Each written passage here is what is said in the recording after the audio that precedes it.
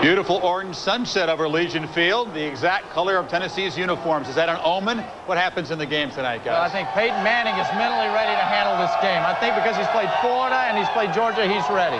You got to remember one thing. The field is wet, and it helps a passing team. It helped Florida against Auburn today in the same kind of conditions. Tennessee has not beaten Alabama in the last 9 tries. It's time for urgency. There's desperation there. The players were in 5th grade the last time they beat Alabama, the current players. If they can pull it off tonight here at Legion Field, it will certainly make news.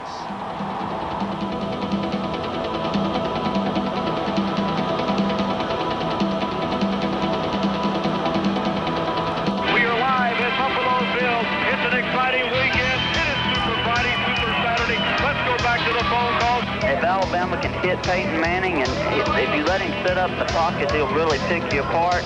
It's one of the few that means headlines on the front page. Highways choked with cars. It means leaving your house and putting your home on the road. 2 programs crowned with tradition, such that coaches are celebrities and fans are fanatics. For on this night, one appears as an obstacle, while the other a catalyst. All of the shrine known as Legion Field, where there's as much color as the season in which we play.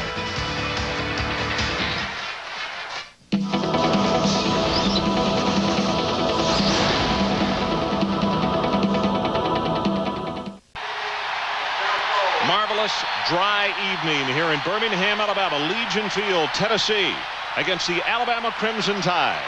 Hi, everybody. Ron Franklin along with Mike Gottfried, and welcome to CFA Primetime here on ESPN. Mike, let me take you back into history just a little bit. Archie Manning, 1969, with the Ole Miss Rebels, came into Legion Field, 540 total yards against Alabama. That still stands as a record today. Now here in 1995, his son, a sophomore at Tennessee, a record-setting quarterback as well. Ron, Peyton Manning's an excellent quarterback, and I think he has the most ability of any college quarterback right now to play on the next level. He is impressive. Tonight, though, he's got a situation. He has not faced a Bill Oliver Alabama defense. That is a tough going tonight. Well, it's really going to be a tough problem for him because Bill Oliver in Alabama disguises their defense very well. The key for Peyton Manning tonight will be to find Cedric Samuels, the free safety, number 13. Here he's located in center field. Now you see the backside receiver. This is the receiver he should have gone to last year. This was a play where you see the safety bail out over the flanker, and they double team him, and he threw into 2 deep coverage as an interception. Now here's the safety lined up on the tight end, which means it's man coverage. You got one-on-one on the outside. Peyton Manning made the right decision here, and tonight it's going to be a game full of decisions for Peyton Manning against a lot of disguise, and he's got to find a free safety to give him the tip of what he needs. Phil Fulmer, 4th season at Tennessee, 26-7-1. And you can see his mark against Alabama and Florida. And, of course, they want to break the drought tonight. It's been 9 years since they have won. Alabama, they've won 16 of their last 18. 2 losses by a combined 2 points. SEC championship last year against Florida. And, of course, to Arkansas. William Watts, number 15. The gentleman they called Wild Thing. He handles the kickoffs. Sean Summers back at a deep single safety for the Volunteers. First time since 1914. It has not been the 3rd Saturday in October when they played this one. The last time they played it on the 2nd Saturday, 1914, Tennessee won it. Here are the starting lineups brought to you by Russell Athletic for the Tennessee Volunteers. In that backfield, number 25, Jay Graham, the tailback, averaging 122 yards a game. That's good for 2nd in the SEC. The wide receivers, Joey Kent, 13 catches last week against Arkansas. The offensive line, this is a very good line. They have done some switching around. Lehman goes from tackle to guard. And also on the inside, Jeff Smith goes from right guard to center. Bubba Miller moves from center to right guard. Tennessee to throw on 1st down. Right over the middle. They've got Kent open, and he breaks him into the secondary. He needs a block, and he couldn't go the distance. Touchdown, Tennessee. 80 yards.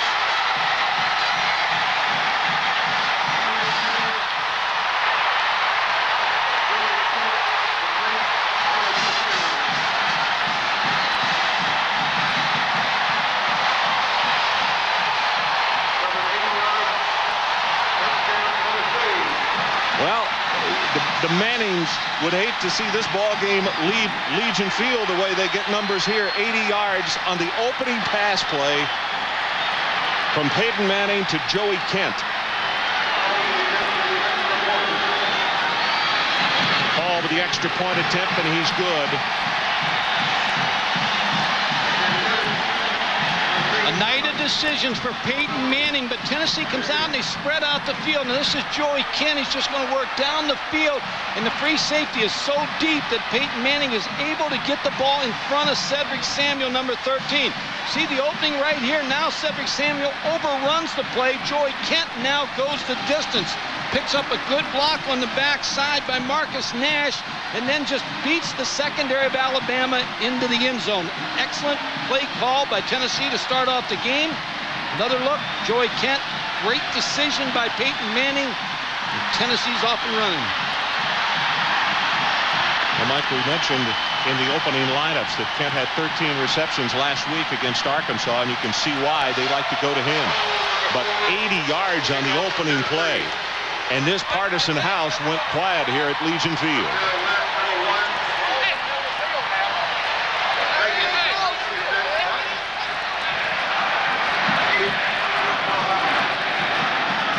Problem for Alabama tonight, Ron. Their offense has not been an offense. They scored a lot of points. They got to pick it up, similar to the game against Georgia last year when Eric Zaire came in here and threw the ball all over the place.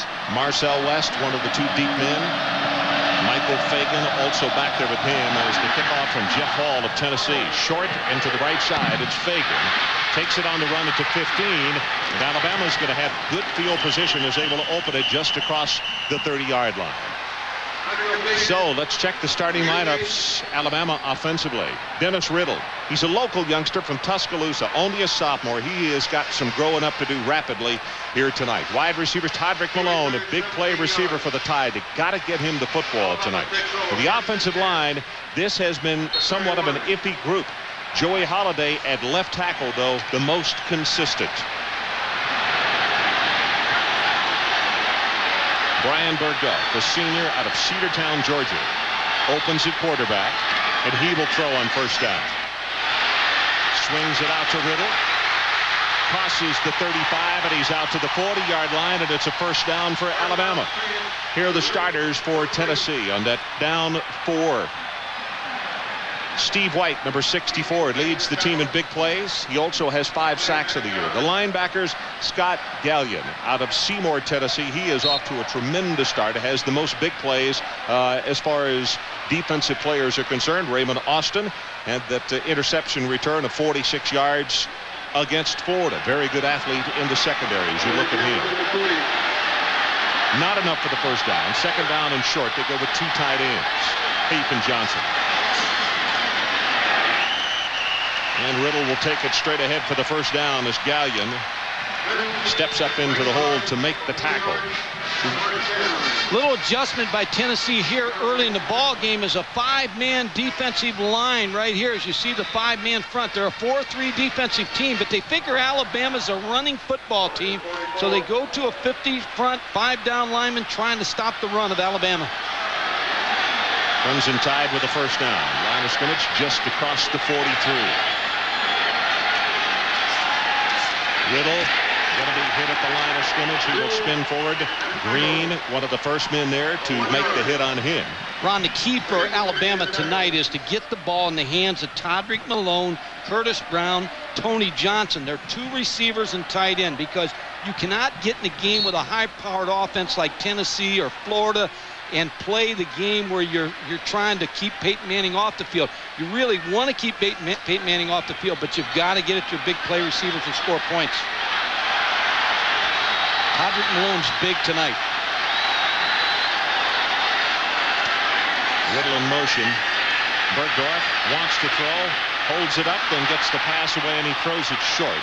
Riddle with a diving stab and couldn't get it at the 47 of Tennessee. If you take the strengths of Tennessee in defense and you take the strengths of Alabama on offense, Todrick Malone is someone who should have his way with the Tennessee secondary, although You know, secondaries can roll to him. Secondaries can double team him. But Todrick Malone is the big play receiver for this Alabama football team. Well, let's see who they go to. It's third down, Mike. The line to make is just inside the 47. And they have Malone, Chad Key, and Curtis Brown as the wideouts. But they go to the man out of the backfield, and Sism will be short of the first down.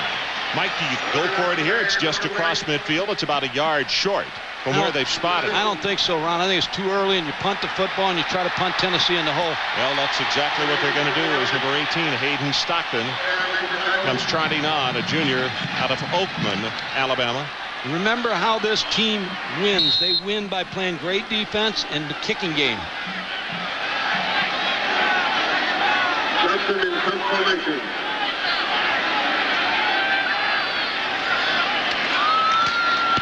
Tennessee with a return on this is a great coverage kick. Very high. The deep men run away from it, and it goes out of bounds inside the 10-yard line. Summers can only run away from it. It's a 36-yard kick, but he nailed it at the 7-yard line. So let's take a timeout. 12:34 left, opening quarter. Tennessee 7-0. ESPN's presentation of CFA Primetime is brought to you by American Honda, celebrating their 25th anniversary of selling cars in America. And by Miller Lite. You got the great taste of an ice-cold Miller Lite. Life is good. Legion Field, some of this crowd still in shock. And in case you just walked in to join us, 7-0 is our score at Tennessee. And what happened? The opening kickoff went into the end zone, so they took it at the 20. And on the very first play, Peyton Manning to Joey Kent, 80 yards for the Tennessee touchdown.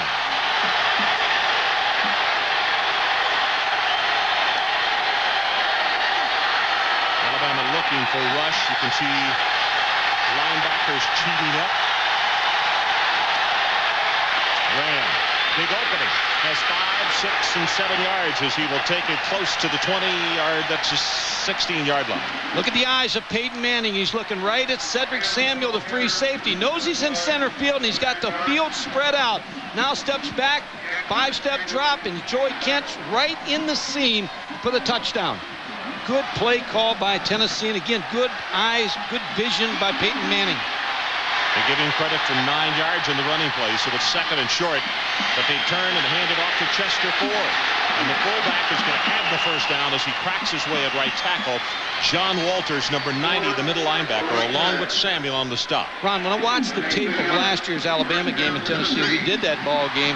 Tennessee really had success running the football last year. They gained over 200 yards, 207 yards versus Alabama. Tonight, Jay Graham is as important a member of this football team as Peyton Manning because he's got to have his 100-plus yards tonight. Maurice Staley, number 12, comes in at wide receiver to the bottom of your screen. But the pitch goes to Graham. Looking for a spot to run. There is not much there as he got hammers at the 20-yard line. In that game last year, well, go ahead. Let's take a look at these starters. We never got them on, Mike, because of the touchdown. Shannon Brown, the All-American preseason candidate, that defensive tackle. He's playing with a hamstring problem tonight. We'll keep a close eye on him. The linebackers, boy, they are awfully good, particularly Staten and Rudd. Rudd is a 4-5. Kevin Jackson, you didn't hear his name last year. He's out of junior college. I think a real fine, Mike.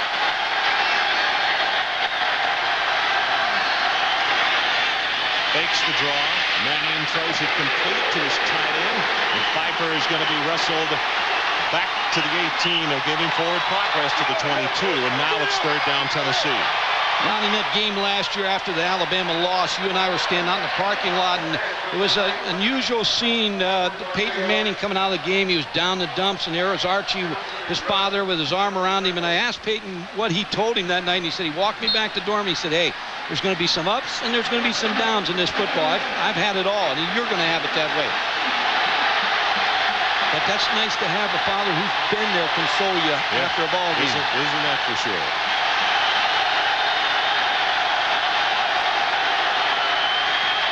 Manning's pass complete, but he's going to have the Tennessee first down at the 29-yard line. He has made such improvement in a year. You talk to David Cutcliffe, the offensive coordinator. Peyton Manning studies film. His dad showed him how to study it as a sophomore in high school. Here he finds Marcus Nash on the curl route. But he understands defenses. When you have a quarterback like a Peyton Manning, he understands what Bill Oliver, defensive coordinator, is trying to show him. He knows how to attack it. He's not going to make a lot of mistakes.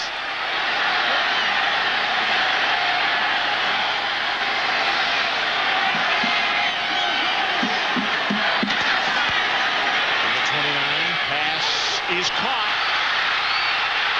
Pillow breaks it inside the 40 to the 35-yard line as Shea Townsend gambled on the play and lost. Brad Ford was in pretty good shape over there, number 11, for the interception, and I think really he was going for the interception and didn't pick it off, and I maybe underestimated the strength of Peyton Manning's arm, because you're going to see the throw outside, good pass protection. Now here's the throw on the outside. Here's number 11, Brad Ford, going for the interception. Just a good throw by Peyton Manning again on the outside. Ronnie Pillow. So this drive started at the 7-yard line. It is first down at the Alabama 35. Linebackers showing blitz. They stay at home. They throw the quick screen. And it's Marcus Nash who will take it for a gain of about 5, maybe 6 inside the 30-yard line as Kevin Jackson makes the tackle. Well, what happened on that run was Peyton Manning looked to the outside. Marcus Nash didn't have anybody on him. And it's the uncovered receiver rule. When you find someone split the field, when you got receivers all over the field and they do not put somebody on him, then you just raise up and throw him the football.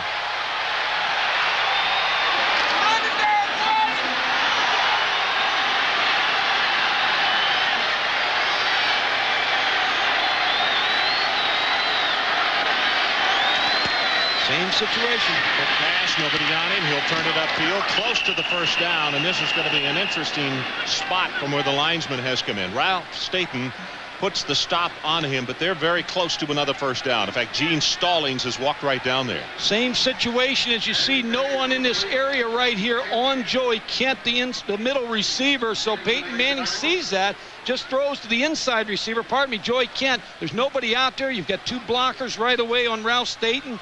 A good play again by Peyton Manning, making that adjustment to the line of scrimmage.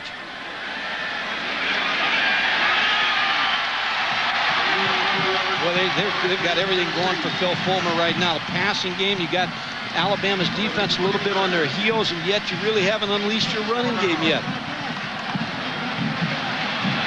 Phil Fulmer wants to see this streak end. In the last 9 years for Tennessee, 0, 8, and 1. One of the things that has killed Tennessee has been turnovers. In that length of time, Tennessee has had 30 turnovers. Alabama only 8 in that 9-year period. Fakes the run, throws the pass, and he drops it. The first incompletion, and Maurice Staley had it in his hands, and he just dropped it. Let's go down to Mike Adams. You know, watching Peyton Manning throw in practice before the game, it's easy to see why his wide receivers love him so much. Joey Kent says Peyton makes it easy. His passes are always right of the money and right between the numbers. The 80-yard touchdown pass certainly was. Look at what Joey Kent has done this year, and already he has surpassed his totals of 1994 with 352 yards and 4 touchdowns. Well, the 80-yarder does wonders for your average, Mike. Second down, line to make. Just inside the 16. Manning with the screen. Has his man there on the blocker in front. At the 20, 15, 10, 5. Touchdown Volunteers. Jay Graham. And there was a flag down back at the line of scrimmage on the near side of the field. Procedure against Tennessee.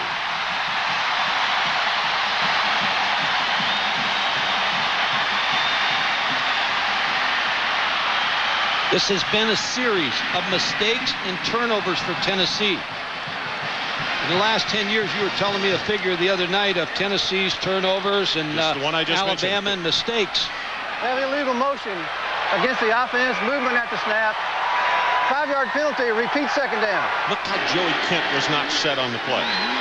Yeah, but the 30 turnovers, Mike, is an astronomical number when you look at in one series, and the fact that in that 9-year period of time, only 8 against Alabama. That's right, and that was a good call, and that's another good call by Phil Fulmer and David Cuthbert, because they ran the screen against a penetrating, blitzing Alabama team. So even though it's erased, it's still in the memory of that defense.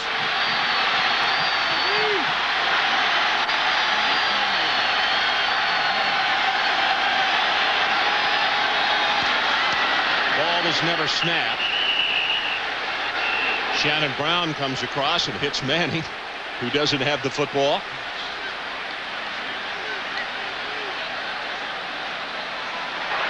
A dead ball foul, offside against the defense, 5-yard penalty, still second down. Catch NFL Game Day on Sunday when Boomer and the boys examine Jim Harbaugh, a man on top. What's wrong with Drew Bledsoe? And quarterback protection, a question of self-preservation. NFL Game Day Sunday, 11:45 a.m. sharp. Ron, Jim Harbaugh is a cousin of mine. I'm going to tell you, he is a great kid. And I'm so happy for the success he's having. Mike, the 5 yards offside penalty, so Tennessee gets it back. Pass is caught. No, they say incomplete. Unable to hold on. Dwayne Rudd really put the lumber on him, and now it's 3rd down, Tennessee. Pretty good throw again by Peyton Manning, but Dwayne Rudd just broke on the ball, made a good play.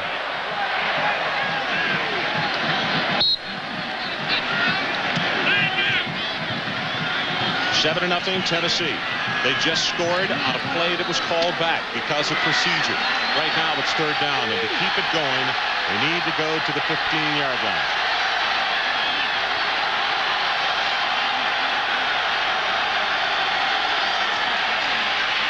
Sets, has a man, got it. Touchdown Tennessee, Marcus Nash.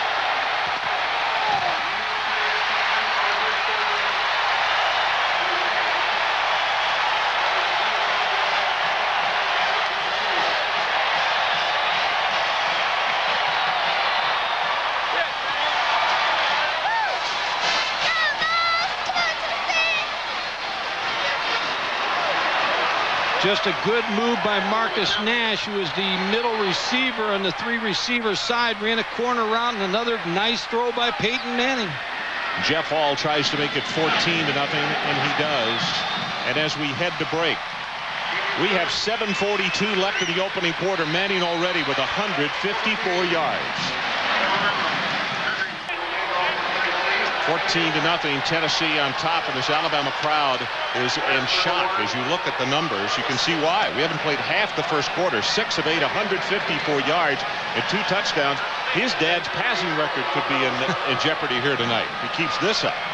They may want to move to Birmingham with the success they've had here. Boy. 14-0, Tennessee.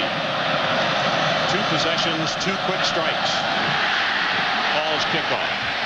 This is going to come down to Fagan. He'll return it 2 yards deep. 15 at the 20, and that's it. Alabama's really having a problem with Tennessee. See how they're spreading the field now? This is the safety right here, and this is going to be Marcus Nash, who's going to run a corner route on the safety, Cedric Samuel. Now, as you see how they've got him spread out all over the field, now Marcus Nash works up the field, makes it look like a post, then hits the corner route for the touchdown. What also happens now is you got good protection because you got Alabama spread out all over the field. And if the 4th down lineman can't get to the quarterback, which they can't, then you've got to give up linebackers. Bergdorf with play action. Zips it out in the flat. That's Riddle. Hit by Terry Fair, number 13, and he'll knock him out of bounds. And they're going to give him forward progress to the 27.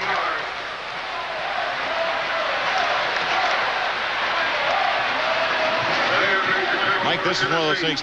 I know how the Alabama fans feel because I'm in as much shock as they are to see somebody come in this stadium and rock them the way Tennessee has on these 2 opening possessions. Well, I said early in this broadcast, this quarterback, Peyton Manning, has the best ability of any quarterback in college football to go on to the next level. Shovel pass, and you can see Riddle is hit just as soon as he got the football. And let's go to Mike Tirico. Mike? Ron, folks may have seen the score go by in the update. Here is how Northwestern is in a double-digit hole. A punt block. Sean McNenemy takes it off the foot of Paul Barton. 2 plays later, Chris Darkins runs it in from 6 yards out. Northwestern trails at the Metrodome 14-3, and they are early second quarter. Ron and Mike. So Minnesota trying to come up with the upset tonight in the Big Ten. Oh my goodness, Little with the hit. Ball is loose. Tennessee recovers. Was the play dead? No, sir. Volunteer football. Alabama going into this football game had a very poor percentage on 3rd down. They have not been converting all year. Leonard Little with the big play. Number 1, who was a former linebacker that then now is playing down, makes the hit. And the recovery by Bill Duff, number 50. He's in on the recovery. And I keep going back, Ron, to the fact that they're throwing the ball so successfully, and you've got Jay Graham back there, and they had so much success running the ball last year. They haven't even had to use the running game yet. Well, let's see what they come up with here. Alabama can certainly not give away more points on this drive. Manning's pass is dropped. Marcus Nash had it hit him on the fingertips and maybe a little bit behind him, but it certainly looked catchable, and he dropped it. When you looked at Peyton Manning's statistics, you have to add in the drop balls because he's been on the mark in this first quarter. I think all 3 incompletions have been dropped, I think. What makes him good is, and Tennessee fans should enjoy watching him play, is he works at the game. He studies the game, and that's why he's so successful. 14-0 Tennessee, and they have some kind of opportunity here with the 2nd and 10 and the ball at the Alabama 25. Short drop and the pass knocked down at the line of scrimmage.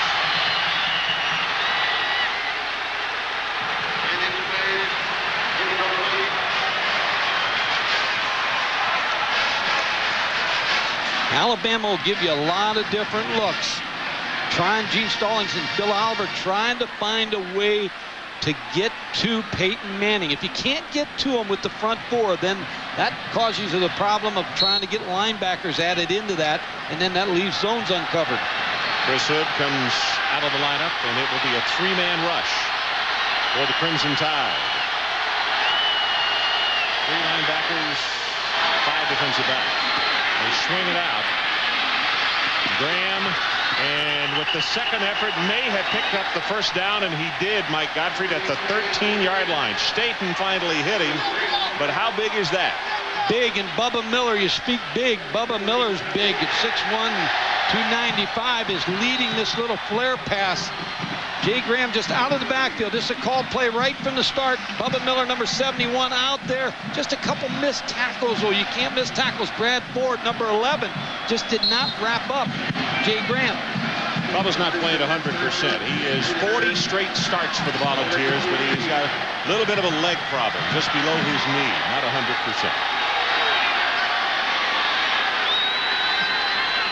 First down. Here's Graham in the running play. Cuts it back nicely with a stiff arm. He'll have 5 yards as Ralph Staten makes the tackle. And let's check a marker that came in late.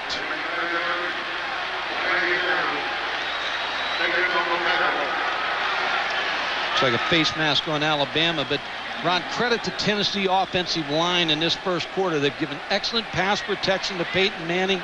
They made some moves this week or last week where they moved tackles inside to try to work against the stronger defensive tackles in the 4-3 that are head up on them. We have a face mask foul against the defense. We'll penalize half the distance to the goal from the end of the run. Replay 1st down. So it is 1st and goal, and the ball just inside the 5-yard line. They've got them spread out so much in this football game. The running game's there. Peyton Manning's making excellent decisions. They've just got Alabama's defense on their heels.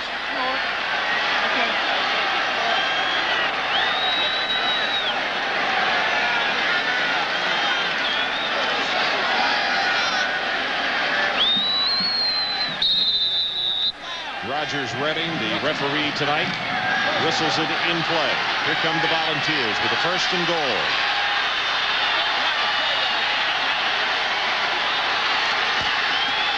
Right side, hurdle to the 2-yard line. Mike Adamle, let's check in with you. Ron and Mike, it was one of Tennessee's strengths at the beginning of the season, and it still may be, but a lot of changes in the Volunteers' offensive line. Here were the starters across the board for the opener against East Carolina. Since then, tight end David Horn broke it. And right tackle Leslie Rapp suspended for disciplinary reasons. The revamp line looks like this, and you can see the change. Bubba Miller now playing right guard, and Jeff Smith playing center. He's played that position before and doing well tonight. Second down, Mike. You can see how close it is straight ahead. Not going to get there. Maybe a half yard. Chester Ford being pushed back. And they are going to mark it just outside the 1 yard line. Staten was the first man to get there to it. What you want down here if you're Alabama is penetration. You want to be able to get somebody across that line of scrimmage. You see the down linemen as low as they are. You just want somebody to get inside, penetrate before Jay Graham can go up over the top. Also, Darrell Blackburn, number 44, down at the bottom of that pile. Third down, Tennessee. Dangerous down here is a play-action pass also. Manning put it on his hip, bootleg, and he'll walk it in. Touchdown, Tennessee, 20-0.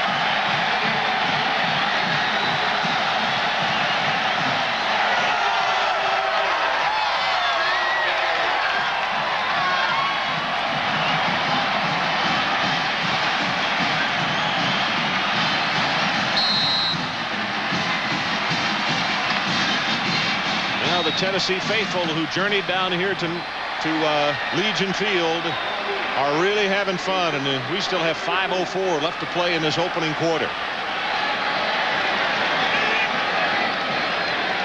Hall's extra point attempt is perfect. So let's take a break. 5:04 left, opening quarter. Tennessee 21-0.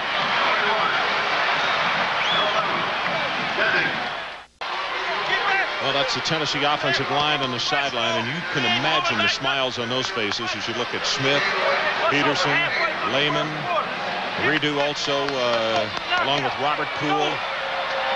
These kids have got a lot to be happy about with a 21-0 lead. 5:04 left in the opening quarter. Here's Hall's kick. This is Fagan from the 8.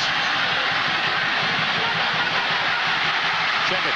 Marcel West, and he will be knocked out of bounds just shy of the 40. Mike? When you make that call on the goal line situation, your offensive line has to come off like it's going to be a run. Now watch the offensive line sell out to make Alabama think it's a run. Now you're going to see Jay Graham. Watch him. He goes up in the air like he's got the football. That's what makes the play for Peyton Manning. The effort of the team to show run all the way. Good fake by Peyton Manning in the end zone. Good team play. So let's see if Alabama can get something going.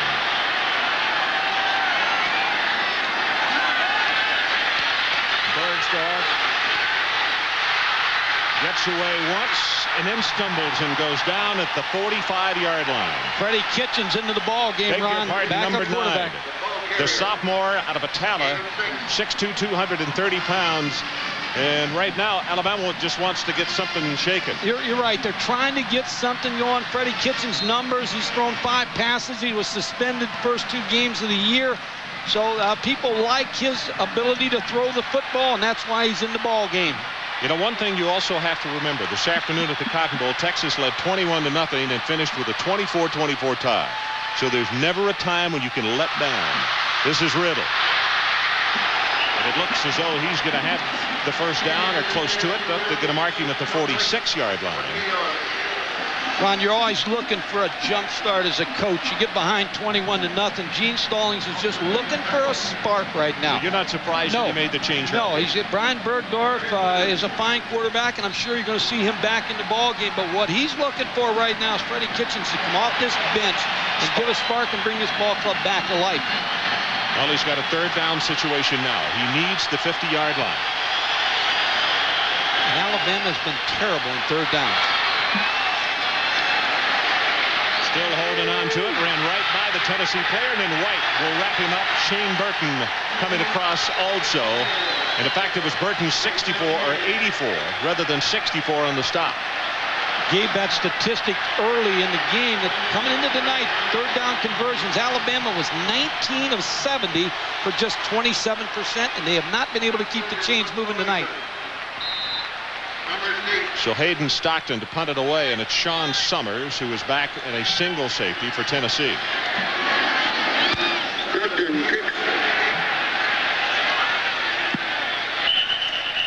out of bounds just inside the 20.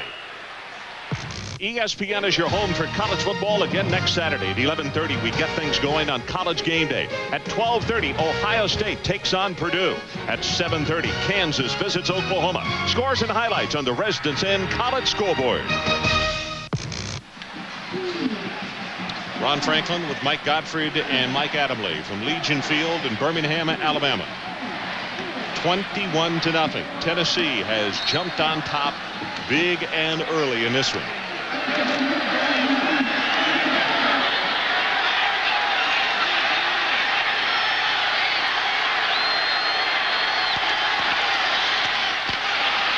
Quick pass to McCullough. Mike Tirico, let's check back with you. Ron, Miami fell behind 7-0 at home to Rutgers. They made a 4th and 1 from their own 20, and then Ryan Clements 39 yards to Jamie German. The Canes and the Scarlet Knights all tied at 7. It's a rainy night in Miami. Okay, so the Canes draw even at 7. Crimson Tide hoping that they can close some distance. This running play is the defense. A nice job on Graham. He didn't want to go down. Ball comes loose, picked up by Alabama, and the officials say play is dead at the 25-yard line.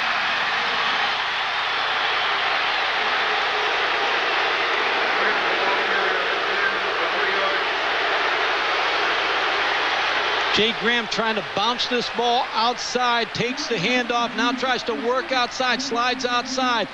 Missed tackle by Kevin Jackson, number 7. Now just scoots up the field, try to get what he can get. You see the Alabama Deshae Townsend trying to pull the ball out. Good call by the officials.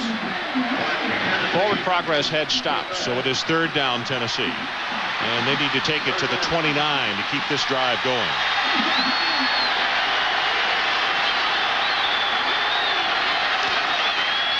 Ronnie Pillow to the right side, and he is close to the first down as the flag comes in. Ball is loose, and that's the beanbag going down because of the turnover, and Dwayne Rudd has made the recovery for the Crimson Tide.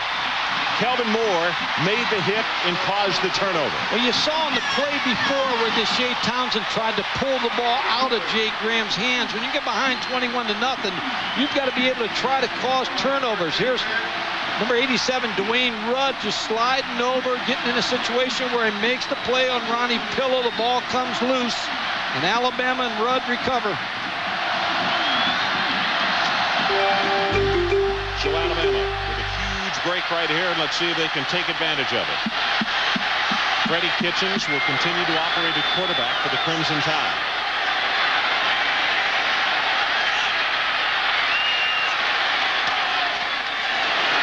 On the sweep, blocker in front, and he's going to be knocked down at the line of scrimmage. Raymond Austin, number 28, up from a strong safety position to knock that play down for no gain. A reminder, every 10, 30, and 50 minutes after the hour, ESPN updates you on all the scores in the world of sports, including the top 25 scores from college football today. We're talking about the turnovers, Ron. You talked about the last 9 games. Tennessee 31 turnovers. Alabama just 9. It's been the difference. On 2nd down, Kitchens pass thrown behind Malone. Todrick making the cut over the middle, and he had found himself open, but the ball was behind him. And now it's 3rd down, Alabama. Had him wide open, Ron. Todrick Malone wide open over the middle. Freddie Kitchens just didn't hit him. You'll see number 80, Todrick Malone, working inside against the 2-deep coverage of Tennessee. Wide open, just can't get him the football. Wow. Another 3rd down. I don't believe that Alabama's made a 3rd down tonight to keep the chains moving. Need to take it to the 18. Kitchens, good protection this time. Gets it out in the flat. Malone breaks the tackle, and there is your first conversion of a 3rd down situation. Austin finally puts the stop on him, but it's 1st and 10 at the 14. And I'm sure John Chavis, the defensive coordinator of Tennessee, would say, hey, yeah, I had the right call on. We should have made the play. But the athlete, Todrick Malone, the ball's thrown, little curl route, well short of the 1st down. Now, Terry Fair just makes the tackle, but he falls down. Todrick Malone's ability, here he's going to do, get open, just a little hook, makes the catch, now upfield for the 1st down.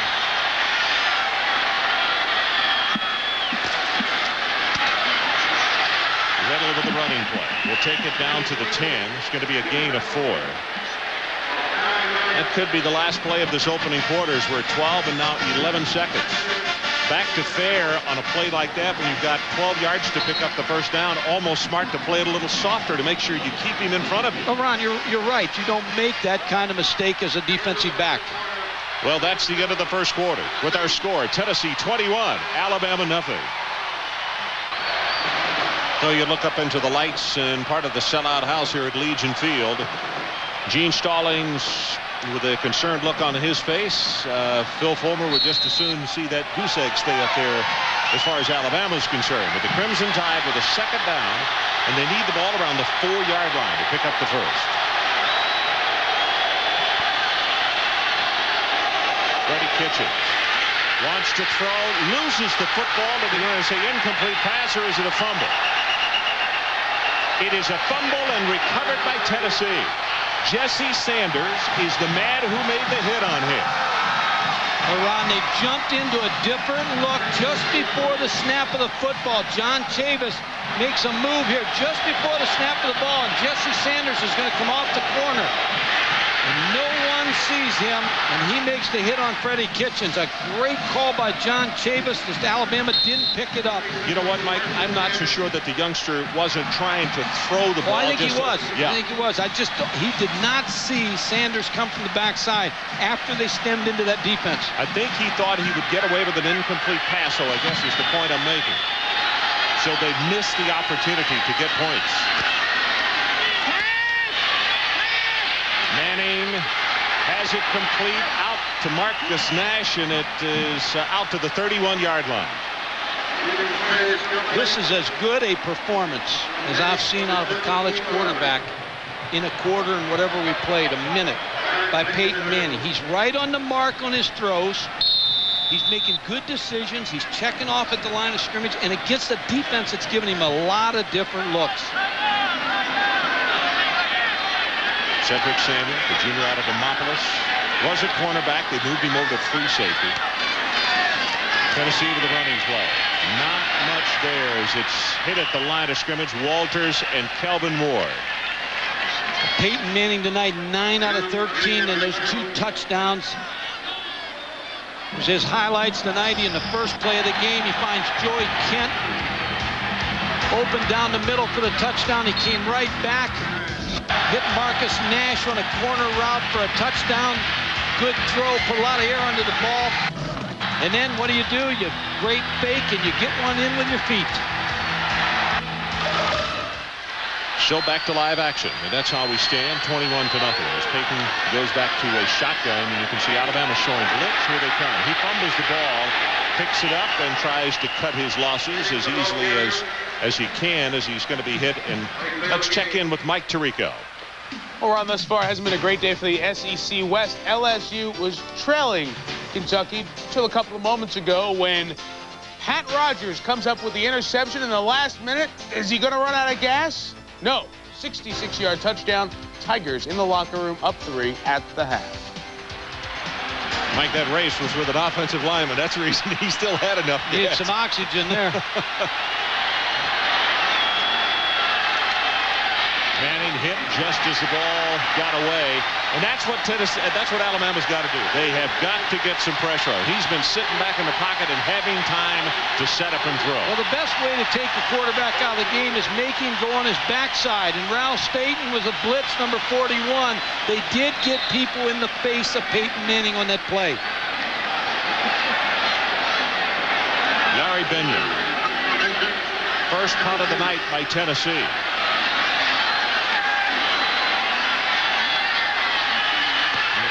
Coming after him. Good high-hanging spiral.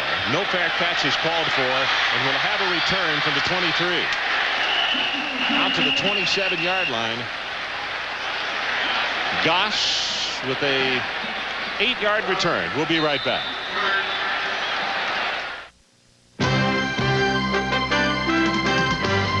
ESPN's presentation of CFA Primetime is brought to you by Oldsmobile and your local Oldsmobile retailers.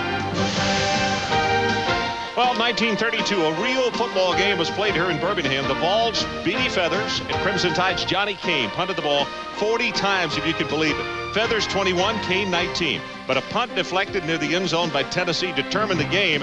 Vols won the Mud Bowl 7-3. Feathers, of course, one of the greats in Tennessee history. And Johnny Kane went on to be a defensive coach for Johnny Vaught at Ole Miss and spent many years over there. They called him Johnny Hurricane. 40 punts in a ball game. Johnny Vaught, one of the great ones. Yes.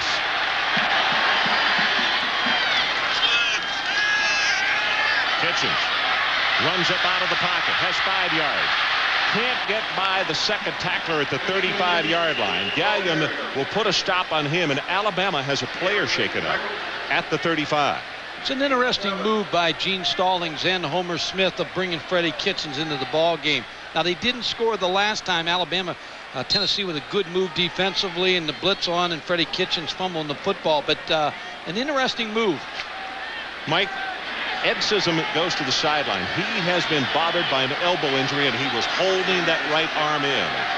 We'll try to get a report on him. Draw play to Riddle. Hit as he gets to the line of scrimmage. That's Duff, number 50, the sophomore out of Delran, New Jersey. Mike Adamle, let's check with you. Ron, everybody knows that Jay Barker was a great leader and a great quarterback, but the thing that's the most dramatic difference on Alabama's offense this year, there is no Sherman Williams. He was so quick, turned so many potentially disastrous plays into big gainers. They missed that speed, they missed that quickness, and I know, Coach Gottfried, you miss our painter from last year. I miss the painter. As you see Homer Smith, the offensive coordinator. Well, a big third down situation. Kitchens puts it on his hip, has the pass complete as the Tennessee corner gambled on the play, and Curtis Brown will have the reception in the first down at the 45. John, what Mike Adamle was talking about, too, Jay Barker as a quarterback here was 35-2-1. They missed Jay Barker. And they were behind 7 times last year, and Jay Barker brought him back. And they couldn't get a backup quarterback in. Every game was so close, so you're looking at two really relatively inexperienced quarterbacks in Brian Bergdorf and Freddie Kitchens. Yep, you really are. 21-0 our score. Tennessee leading Alabama. Second quarter. Kitchens wants to throw out of the backfield. Knocked it almost intercepted. And let's check in with Mike Tirico. Mike? That was a close one there. Hey, Northwestern was down 11. They've rifled back a 3-play, 39-yard drive, capped by a Darnell Autry 18-yard score. Valenzizi has a couple of field goals. The Cats and the Gophers tied at 14. Interesting ball game. And the side we heard was from Mike Adamle down on the sideline. 11 minutes, 20 seconds left until halftime.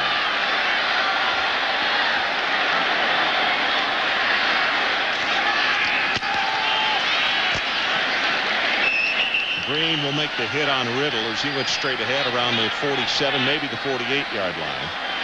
This Tennessee defense has been maligned, as you see Todrick Malone come back. And, of course, they gave up the big points against Florida, the Florida Gators. And so this is a defense that's got some pretty good athletes. You're looking at Leonard Little there, who's playing down this year as a defensive lineman, number 1. They've got some experience. Scott Gallion said they stayed around this last early fall camp and set some high goals. Kitchens from the shotgun this time, zings it over the middle, has it complete to Key, and it's close to the first down at the 45-yard line. Jonathan Brown defensively. Mike, one of the things that killed him as far as average is Florida had so many yards and points in that ball game, and they proved against a good Auburn team today at home that they can score lots and lots of points for. One thing about those Gators now, they've got a lot of receivers. There's Woody McCorvey, who coaches the wide receivers, talking to Gene Stallings. Of course, he's hooked up to Homer Smith, who I think is really a sound offensive coach here at Alabama. They got it.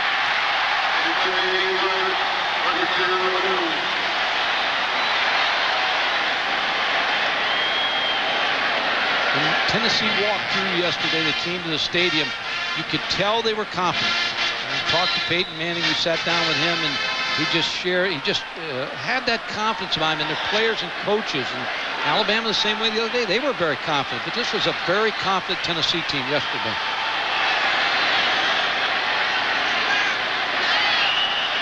you could see what happened. The tackle came out of his stance, and it's going to cost him.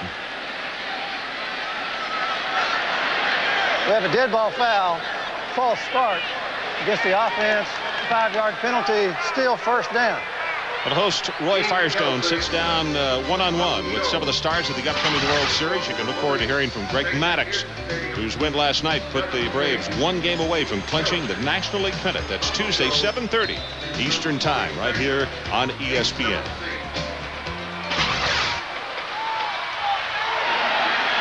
Two tight ends, Hape and Johnson for the Crimson Tide.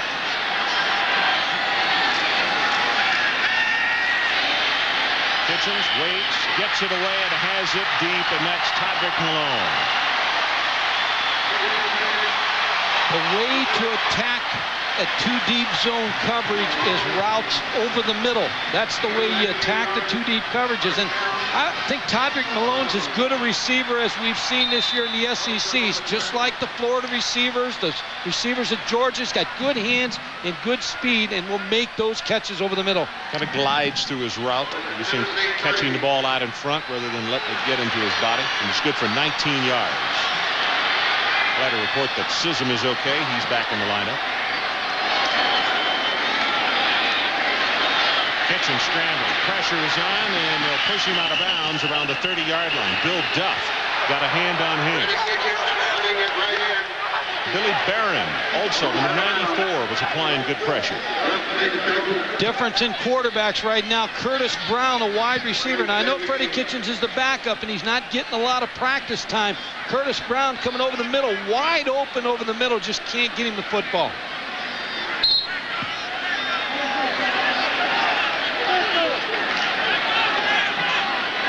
So with the game, it's going to be a pickup of 6, and now second down and 9.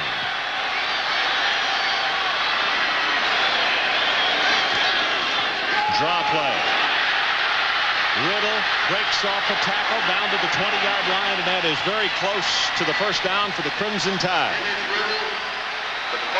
Good play call by Homer Smith, the offensive coordinator. Maurice Belser, the left guard, number 64, with a nice block right there to turn Tyrone Hines out and open it up for Dennis Riddle to get close to the first down. You see the numbers on him through the first 3 games, 170 yards in the last 2, 35 carries for 165. And as we mentioned, he's a local youngster. He's from Tuscaloosa, only a sophomore.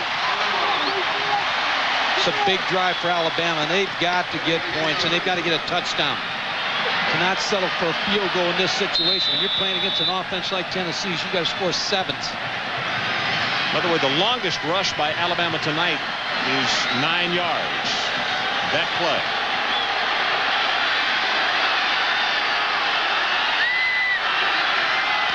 Tennessee bringing those safeties up. They go with the running play, and Bill Duff hits Riddle and will stop him down at the 17-yard line.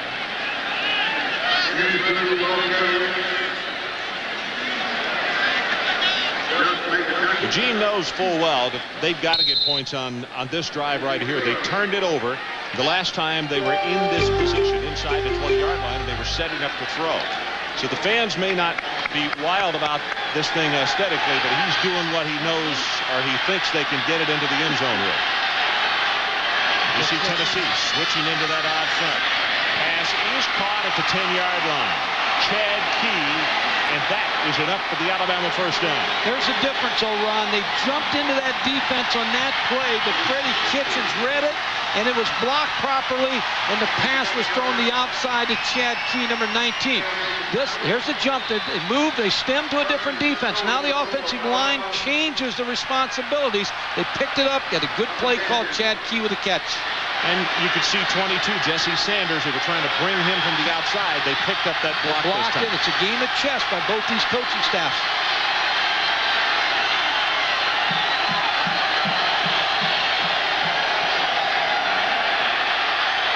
Kitchens is going to get a penalty. Did not get the play off. Gene Stallings is absolutely livid on the far sideline. Ron, they've made so many mistakes penalties-wise. The last 2 games, they've had 28 penalties. Tonight, they've hurt themselves. There's no foul. We have timeout. Timeout on Alabama. That's our first timeout. So timeout, no penalty. 21-0 Tennessee. Right back.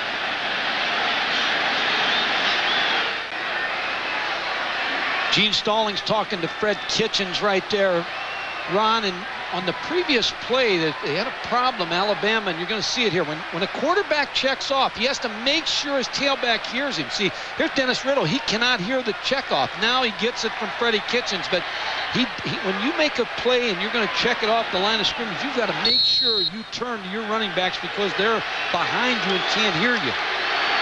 Even if it's your home crowd. Even if it's your home crowd. It's so noisy in a stadium like this. There's enough orange in here just to make it loud enough. Kitchens sets on first down. Right over the middle. Had Curtis Brown, and they couldn't make connections.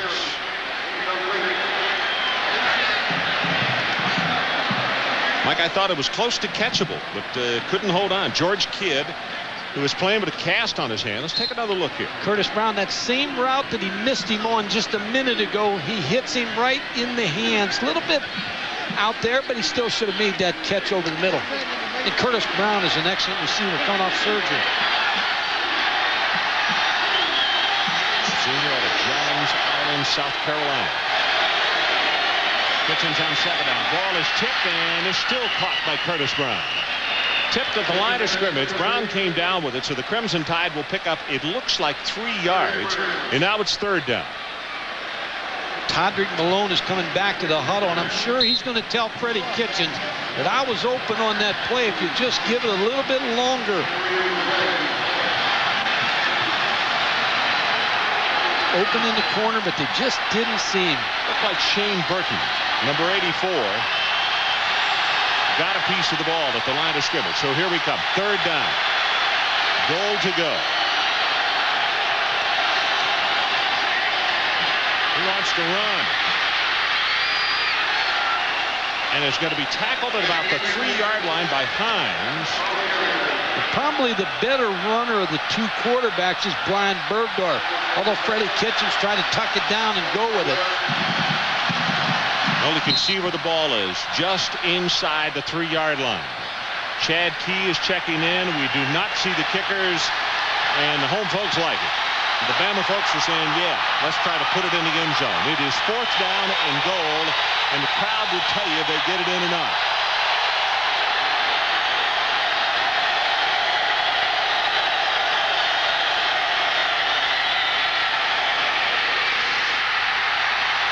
Chad Key.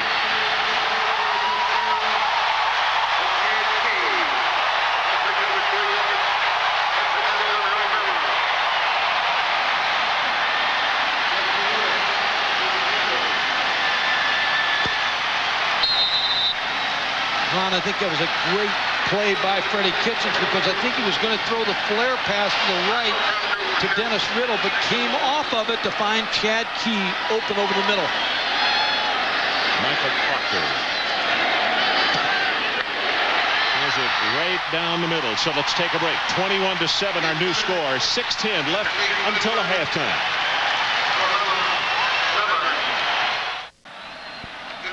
Well, the jubilant crowd here in Birmingham, 21-7. And you see Kitchens on the sideline, his first touchdown pass of the 1995 season. 70 yards, 15 plays, just under 7 minutes needed by the Crimson Tide. Here's Watt's kickoff. Wild Thing hammers this one. This is going to be Summers on the 1-yard line. Summers puts the head down, and he'll take it out across the 22-yard line. Freddie Kitchens, you're going to see him go back and set up, and this play was designed. The first option was the flare pass. Stop it right here to Dennis Riddle coming out of the backfield, number 29. He looks over this side, now watches the play continues. Now he comes off and finds Chad Key, the secondary receiver, over the middle wide open. A good job with his head, his eyes, and then going back to find Chad Key. And that's probably the reason he's in the ball game now. He's the better passer.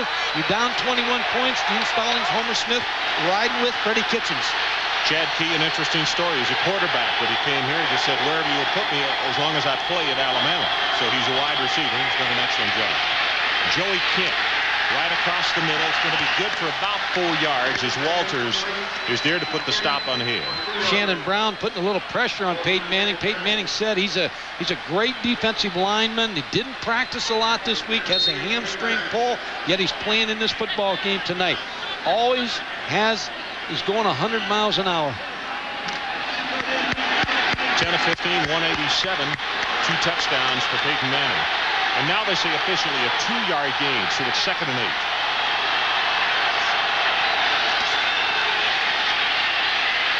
Manning's pass, did he get it or did he trap it? The official says, well, they're looking at each other. They don't know either. Alabama says he didn't catch it. A little bit indecisive over there. Now they say incomplete pass.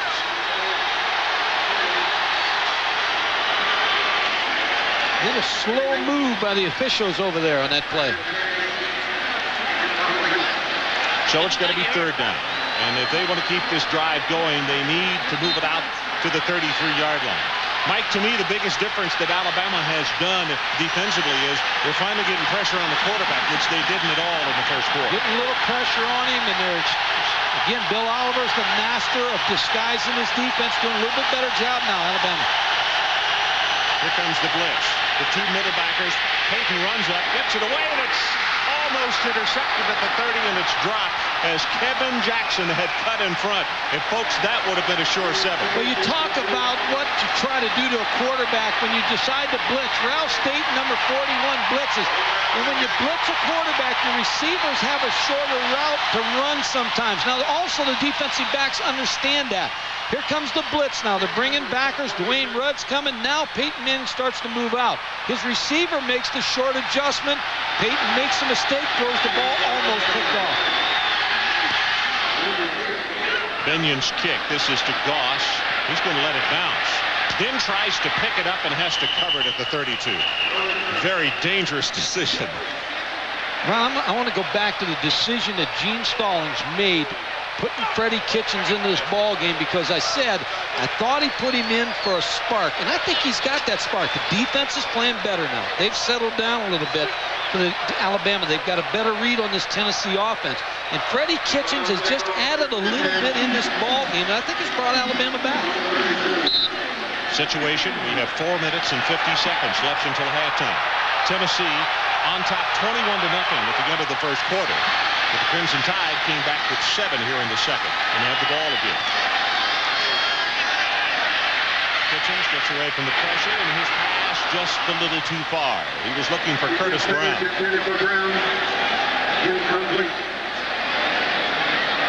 That was a 1-receiver route by Alabama. There was not another receiver out on that play. And sometimes what you do is, Bill Walsh was the person that started doing this out for the 49ers. You really do a good job of selling the fake, and your whole team, your linemen, your tight end, and you send 1 receiver out on that route. And that was open for Curtis Brown. He just overthrew him.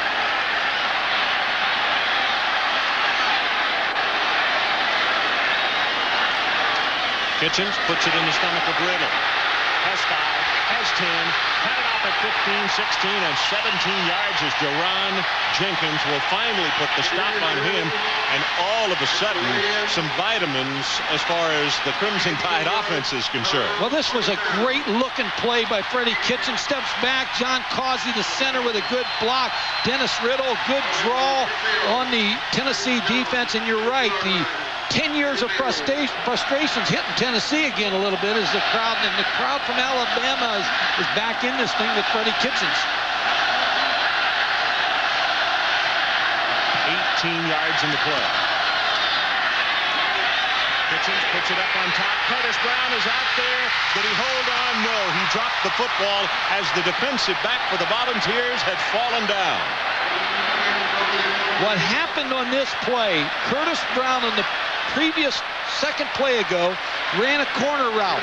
Now he comes back and he's going to fake the corner route and break down to the post on Corey Gaines, number 30. See the fake to the corner, now he breaks to the post, and you talk about open. Corey Gaines fell down, and that thing was wide open. Just couldn't get him the football. Look, almost stretched out and made that catch. Looked like the first guy out to the workout.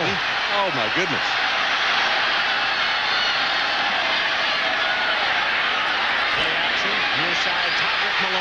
Throws it complete at the 30-yard line of Tennessee. Tell you, Ron, Alabama is hot right now. And I'll tell you why they're hot. They're hot because of Freddie Kitchens. Freddie Kitchens has come in this ball game. He's doing what Peyton Manning did in the first quarter. He's hiding the football. He's doing a good job of the play action. He's playing with a lot of confidence, and his offense believes in him. Now, I'll tell you, they just threw another quarter route. Good fake. Todrick Malone wide open again, and Freddie Kitchens has pumped new life into this Alabama team. Heath and Rutledge, 2 tight ends of the ball game for Alabama. Short drop pass overthrown. Curtis Brown, I think, is the man that he wanted, and Tennessee had just jumped around up front and shown that same look on the defensive line. Mike Adamle, let's check with you. Ron and Mike, you might have noticed that Tennessee's outstanding linebacker, Scott Gallion, not in the game right now. He suffered a concussion on Tennessee's last defensive series. They're not sure that he's going to be able to play again. The neurologist is going to look at him at halftime, but right now he is hugging everybody saying, keep going, I might not be back. He cannot remember a thing from the first quarter on. Riddle tries to get outside, and he'll be wrapped up. George Kidd with a nice job defensively for the Volunteers. It's going to go for a yard loss. This is an interesting game tonight because it's strength versus strength. Tennessee's offense, Alabama's defense, and then it's an Alabama offense that struggled against the Tennessee defense. It's had some problems in some ball games. I think they played very well tonight as you look at Scott Gallion, the linebacker.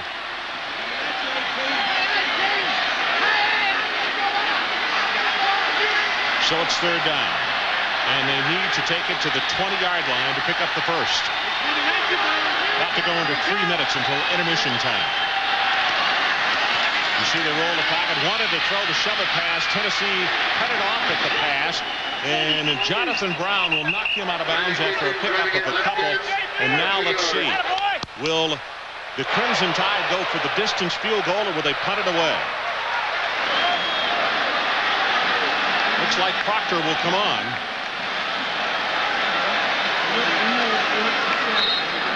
His longest in his career is 53 yards. That was against Ole Miss in 1993.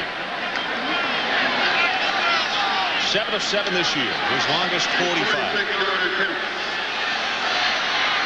This attempt, a 45-yard. Long enough and wide to the left, no good.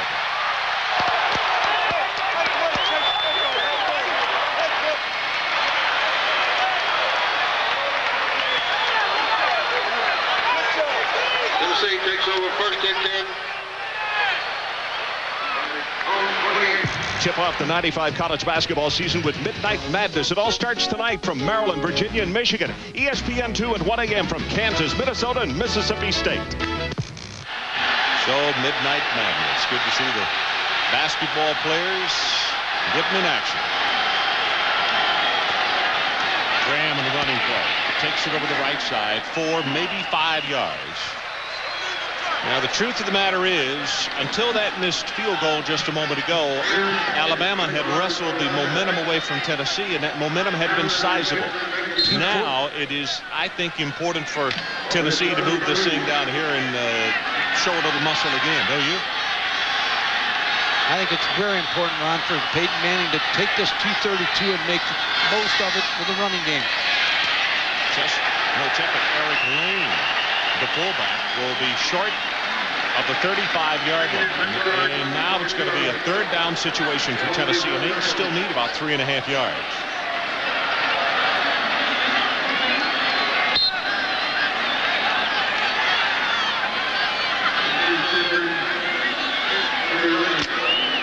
%50% for Tennessee tonight in 3rd down conversions.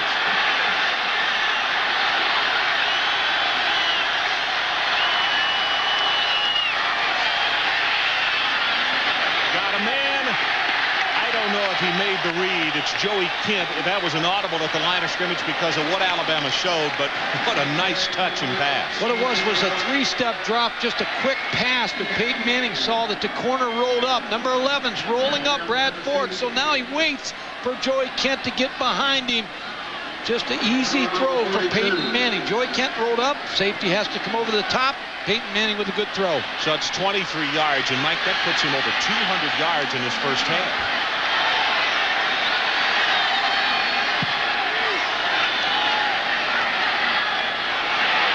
Doesn't see the Alabama player from behind. Ball is loose. Who got it? Alabama says they did. Kelvin Moore is the man who sneaked around and hit him, and the officials say, nope, it's Tennessee football. That was a three-man rush is all that was by Alabama. They were in coverage right here, but a good job by Kelvin Moore working around. You see the three-man rush, two linebackers in the middle. It's a pass defense all the way. But Kelvin Moore came right around Jairus Rito, number 72, to make that play. Wide rush, number 95, Kelvin Moore with a big play on Peyton Manning. Well, officially, that goes as a sack, we're told, for a loss of 1. Manning's pass has it complete out in the flat, working for the first down, and I'll tell you, Maurice Staley is very, very close. That's Fernando Bryant who made the tackle on him, but let's see what that side judge is going to give him. Forward progress.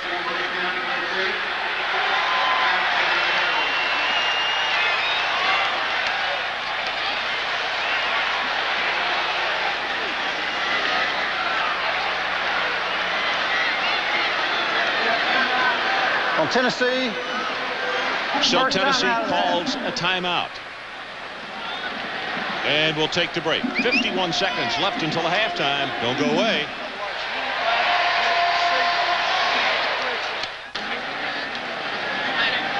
(21-7) Tennessee leads. Ron Franklin with Mike Gottfried and Mike Adamle. And 51 seconds left until halftime. We have somebody charting man and zone tonight. Peyton Manning against the man-to-man coverage and blitz of Alabama. 67 yards and a touchdown against zone coverage. Well, Alabama's switching up. He's 6 for 7, where he's got a little more time to throw. 155 yards and a touchdown. So let's draw a line. His total, 12 of 19, 223 yards and 2 touchdowns. And he ran one in as well. I think when the Alabama staff looks at the numbers, we're going to see a lot more man coverage rather than zone in the second half, don't you? Three-man rush here. Another zone coverage play here. He may check to a run.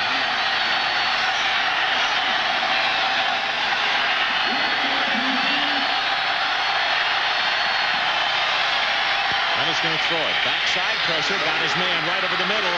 At the 5. Touchdown, Marcus Nash.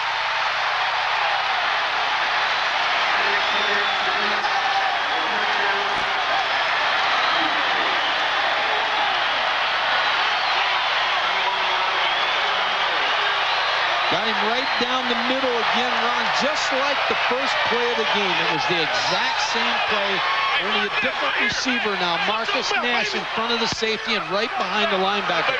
And the reason they're able to do that is they're spreading the field, and they're spreading Alabama out so far on defense, it's open for Marcus Nash inside. Tennessee's going to have to call a timeout here, and they're going to hold it right here.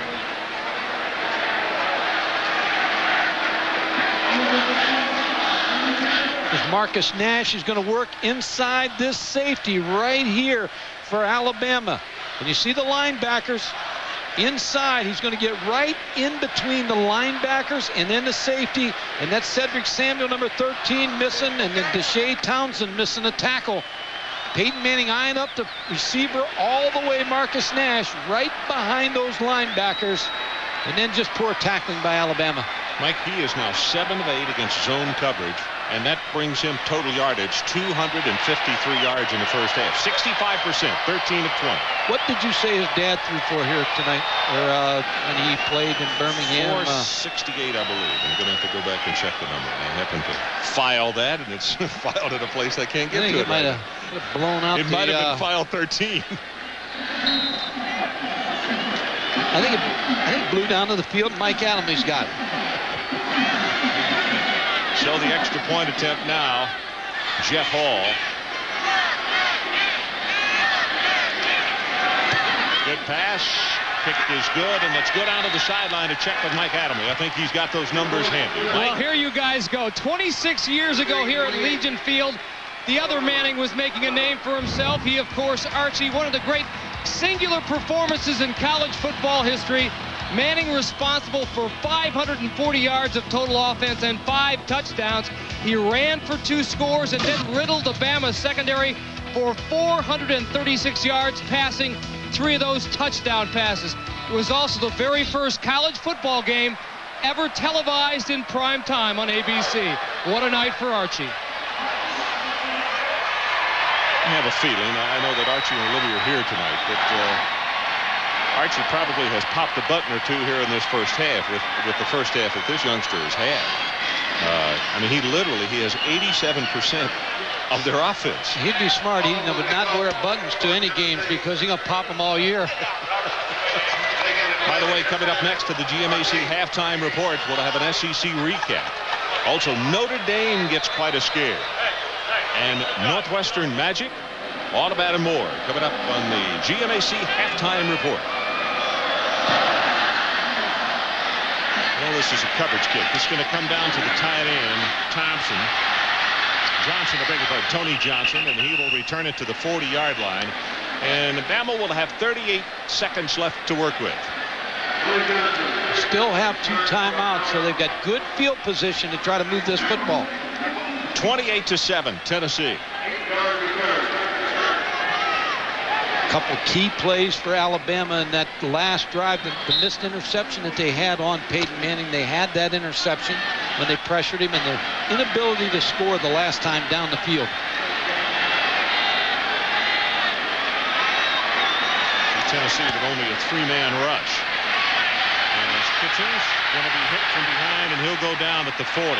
Steve White, the senior out of Memphis, number 64, gets to him, and a timeout is now called for by Alabama. 28 seconds.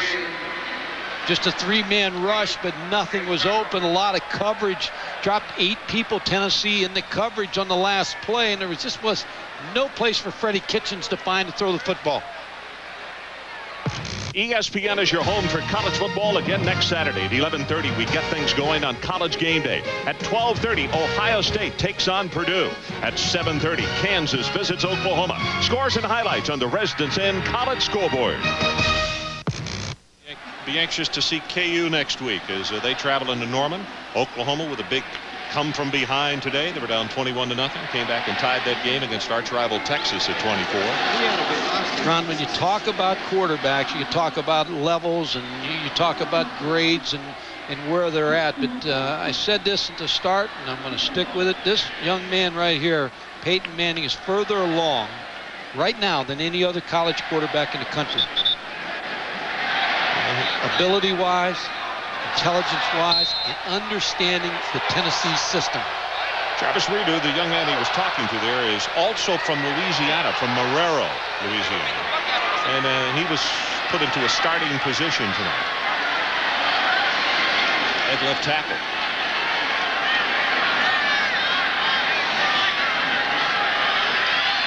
Kitchens, I think at the last second, Leonard Little was putting a lot of pressure on, but at the last second, I think he saw that safety come over, and he just threw it into the ground. Leonard Little, of course, signed with Tennessee out of high school, and came to Tennessee, and then he told him he was a point short academically, so he had to go to junior college. And when we were up there for the Georgia game, he said it was like a stake in my heart. I wanted to go to Tennessee, and then now they're telling me I couldn't go. And when it came time to come back, his mom talked him into going back to Tennessee because she wanted to see him play.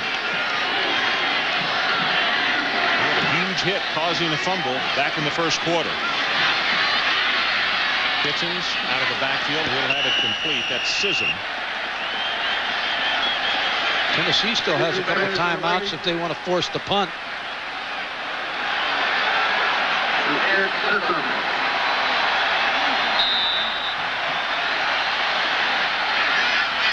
second. They'll get this final play away. Nope, going to be sacked. Back at the 37-yard line, Billy Barron comes in to end the first half. Our score, Tennessee 28, Alabama 7. Now let's join Mike Tirico for the GMAC halftime report. Mike. 28-7, our halftime score at a very quiet stadium here in Birmingham, Alabama. And it's all because of 2 words, Peyton Manning. Ron, he's just had a fabulous first half. Let's take a look at his highlights. First play of the game, Joey Kent down the middle. He read the free safety. Joey Kent did the rest for the touchdown. Came right back to Marcus Nash on a corner route in the corner of the end zone. Perfectly thrown pass for the touchdown. Now he does one with a faking ability and then just runs it in the end zone. Just before the close of the second quarter, found Marcus Nash over the middle, then poor tackling by Alabama allowed him to get in the end zone. Very impressive first half. 13 of 20, 253 yards, 3 touchdowns passing, and he ran the one in. You can see Marcel West, number 1, back deep along with 26, Michael Fagan.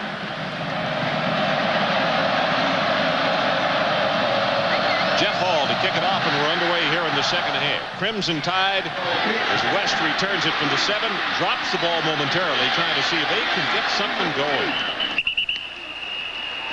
Well, Mike, what do you gather from these numbers right here? It doesn't take a rocket scientist to figure out what's happening, does it? Well, the difference has been Peyton Manning, and there's one big play in that first half. Alabama had a chance for an interception and dropped that football, which would have just completely turned this game right around. He might have even had an opportunity to score because he was in really good position coming down the sideline.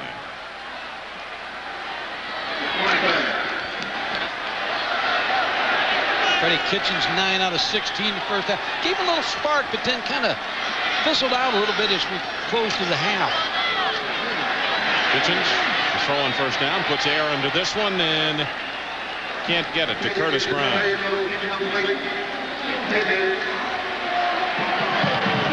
It'll become a second half of throwing the football for Alabama, a team that hasn't thrown the ball well this year. Kind of forces you out of your game plan early when you go down 21-0 in the first quarter, doesn't it? Well, it does, but you can't. It's tough to mix the run with the pass, especially with Peyton Manning sitting on the sideline waiting to come back. You've got to get some big plays and get some big plays out of Malone and Curtis Brown. Well, mix up in the backfield. He was looking for the back on the other side, and Kitchens at least winds up with positive yardage, but it's going to be a 3rd down and 8. Freddie Kitchens just somehow bust on this play. He looked the wrong side to give the draw to Dennis Riddle. Bust from the start of that play. Steve White, Billy Barron on the tackle.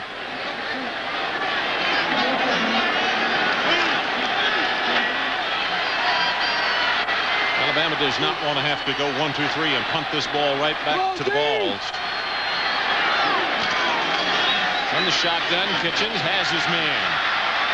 Brown will have the first down at the 38-yard line. Terry Fair comes over to make the tackle on him. 13 yards. Made the completion right in front of Terry Fair. Terry Fair was recruited out of Phoenix by Larry Marmie, who was then the head coach at Arizona State. Came to Tennessee as a defensive coordinator and knew about Terry, recruited his brother and talked him into coming to the University of Tennessee, and he's played a very good defensive back for Tennessee.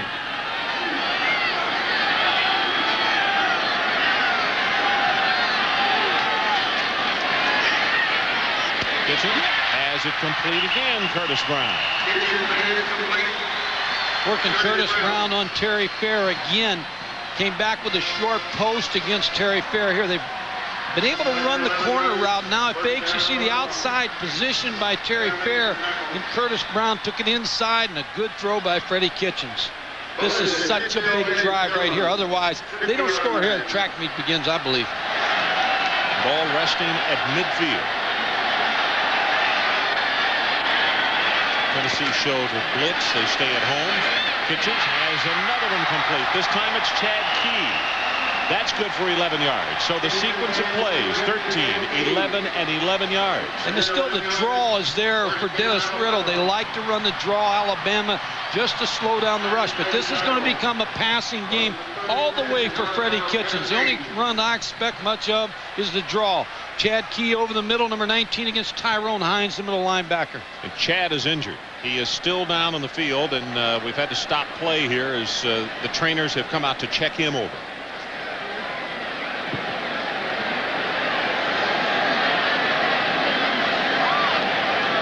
Gene Stallings, I think, has done a nice job this year because of the focus of the program. They've had the NCAA problems. They've got all that pending against him, yet he's been able to take his ball club and worry about the games on the field. There have been an inordinate number of distractions, no question about that. Chad Keegan are having to help him off the field. He has 4 catches tonight for 1 touchdown, total of 29 yards. Other information regarding ticket packages, anytime next, University of Alabama ticket office, Green Parade, 6111.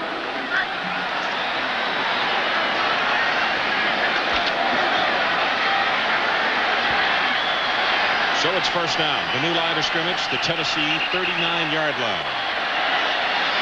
And now the officials have dropped a flag.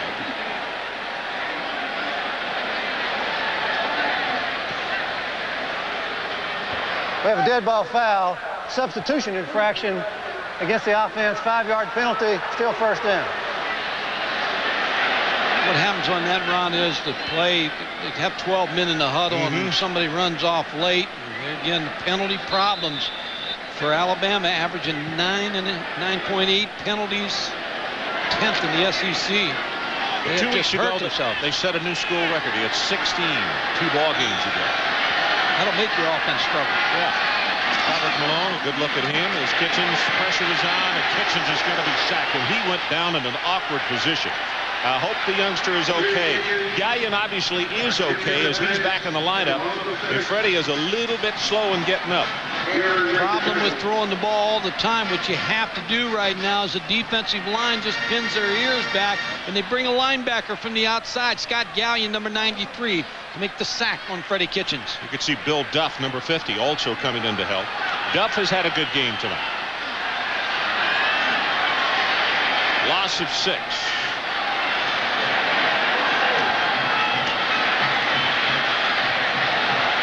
Intercepted by Fair. The young man that Mike was just talking about, and he brings it back to the 43-yard line. Can only hit that corner route so many times, and Terry Fair just played this perfectly, Ron. This is double coverage on Curtis Brown. Terry Fair is right inside of him. Now the safety's deep, and the ball is just thrown right where Terry Fair can intercept it. He just puts a shoulder down and tries to go through Curtis Brown. So Tennessee back on offense.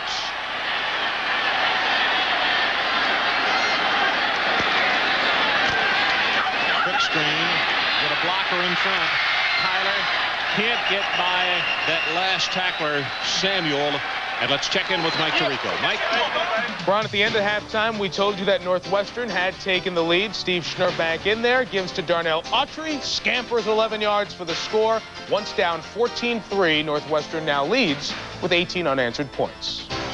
No longer the Wildcats. Playing very well. Terry Fair listening as they draw up the Alabama offensive plays. Manning on a quick count, gives the ball to Graham, tries to get it outside, does break by 1 tackler. It'll take it for a couple more yards to the 42. Fernando Bryant finally put the stop on it. If you're going to run the eye attack, you need good blocking out of the fullback, Chester Ford, number 20, just with a crushing block at the line of scrimmage to open it up for Jay Graham. 28-7 if you just joined us. Tennessee leading Alabama. In the history of this game, the last 10 years is a team that makes the turnovers losers, and it's Alabama tonight making the turnovers. Alabama, Deshae Townsend was shaken up, and they were trying to get him off the field, so they had to call a timeout. We'll take a break. We'll be back with more after this.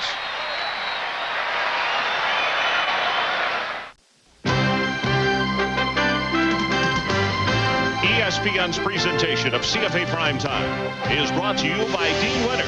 There are many ways to measure success. Dean Witter measures success one investor at a time. And by Ford and your local Ford dealer. Have you driven a Ford lately? Well, 1982, the day they tore the goalpost down at Neyland Stadium. After 11 straight defeats by Alabama, Johnny Majors defeated the Bears 35-28. Interception at the end of the game with 17 seconds left by Mike Terry brought on one of the wildest celebrations in Knoxville history. And tonight, Johnny's Pittsburgh team's playing against Temple.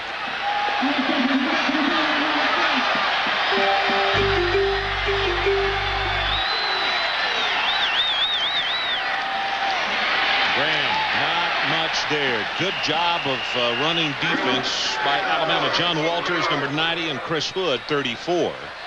are there to put the stop on that, along with Curley down at the bottom of the pile.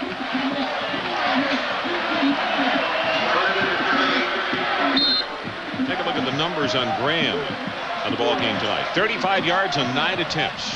Haven't had to run the football tonight. They just had the passing game's been there for Peyton Manning.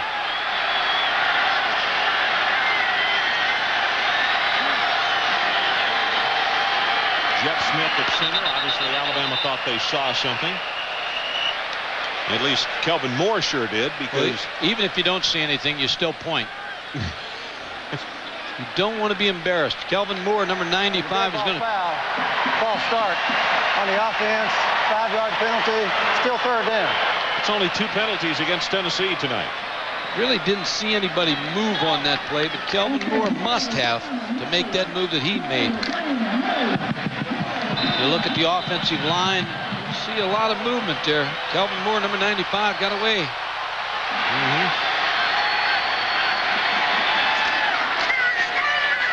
Right over the middle. He's got his tight end. That's Dustin Moore, and he will take it inside the 40, and this is very close to another Tennessee first down.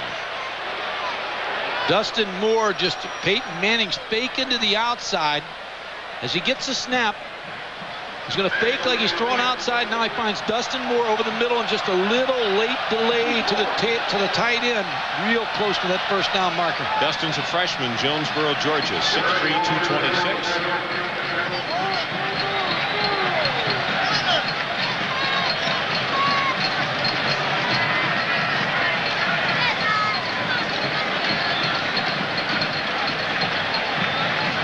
Doesn't have it. About 2 links to the chain.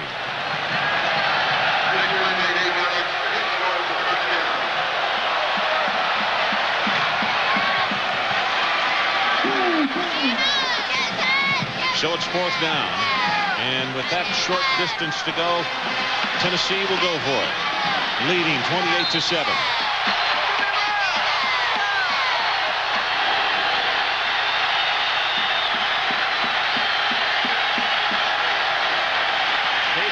Straight ahead, and he picked up 2 links to the chain there. It'll be a first down, Volunteers. Use that 6'5" frame on the quarterback sneak.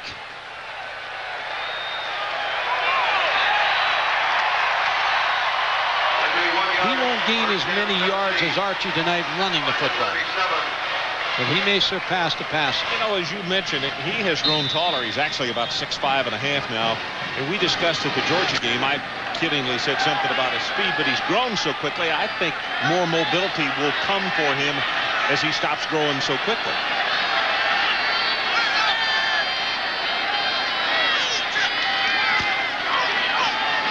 Graham actually gets hit from behind and knocked forward. Kevin Jackson will get credit for the tackle. You could see him creeping up the line of scrimmage. An interesting story last year when they played UCLA and Peyton was a freshman. His dad told him, he said, if you get in the ball game now, you take over that huddle. And he said, went in for the first time, and he said he called a play, and he told him, he said, we can make this and we can take it for a touchdown. He said, one of the linemen said, shut up and call the play.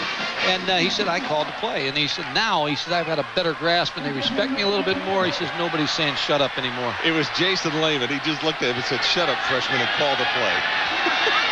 We don't want to pep talk right now. Let's have an out in the flat to his tight end. That's Pfeiffer. And Scott is going to have maybe 4 yards in the play. It looks like Kevin Jackson, well, he's okay. Came over to make the tackle. Good hit by Kevin Jackson. Made the play. He had 3 intercepts against Georgia. He's a young man we talked about. Wanted to come to Alabama. Wound up going to junior college. Now is here, and for just such a short time of the defense has responded extremely well. They've had corners. They had Mark McMillan came from junior college. Of course, he's playing with the Philadelphia Eagles now. Came in, played 2 years here at Alabama, and they expect the same thing out of Kevin Jackson. 3rd down. Line to make the 26.5-yard line. Blitz on the outside, and the pass, obviously it was an audible, and obviously the receiver did not get it. And Maurice Staley did not get the signal or the audible either from Peyton Manning, because Peyton Manning was throwing the short slant pass and Maurice Staley was working down the field a little bit more. So a mistake by the Tennessee offense.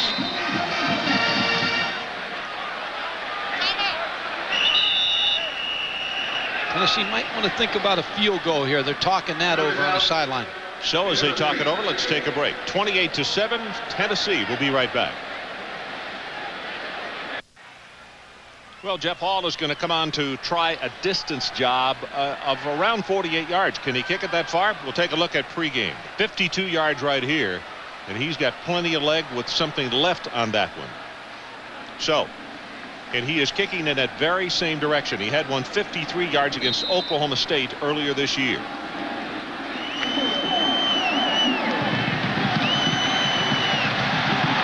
So the ball will be placed down. Yep, at the 38-yard line. So it's a 48-yard attempt from that near hash mark.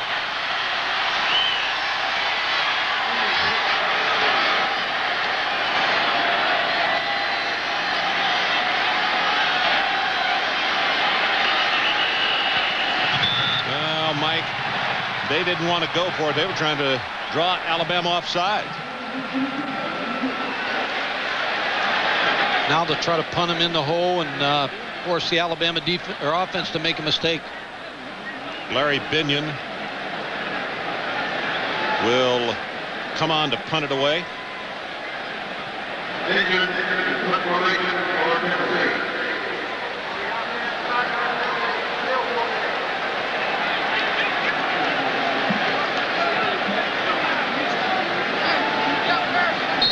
Only the third punt for Tennessee tonight. Alabama did not decline that penalty. They will have to take that. Better for the punting team, obviously. They got the pressure on, and they cause him to kick it sky high. And Tennessee is all around the ball. Let's see if they can down it. And yes, they're going to. At the 2-yard line. Pillow is the man who touches it down. Catch NFL Game Day on Sunday when Boomer and the boys examine Jim Harbaugh, a man on top. What's wrong with Drew Bledsoe? And quarterback protection, a question of self-preservation. NFL Game Day Sunday, 11:45 a.m. sharp. You got 7:45 left to play, third quarter.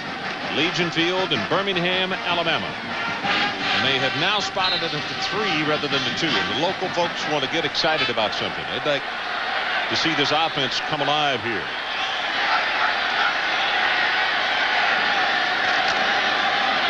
From his own end zone, going to go on top, and he's looking for Malone. And now here comes a flag. I think this is going to be on Alabama, on Todrick Malone. See how they call it.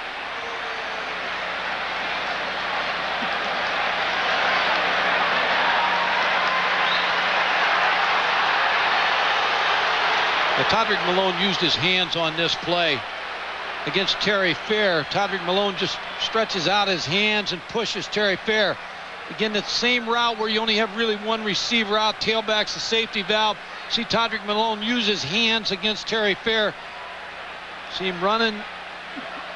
Now he pushes him. Yeah, hands both ways there. Terry Fair had his hands all over Todrick Malone too.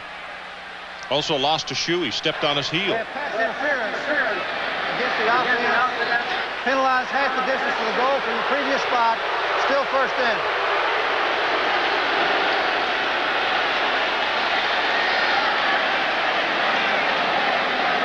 Well, the Alabama partisans not real happy about that call.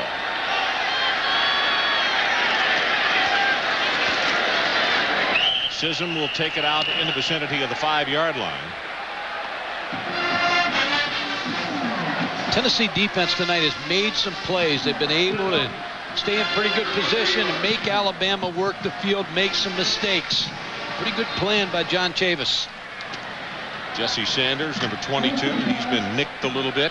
Back in the lineup. You see, he has that Darth Vader look with that dark-colored screen over his headgear.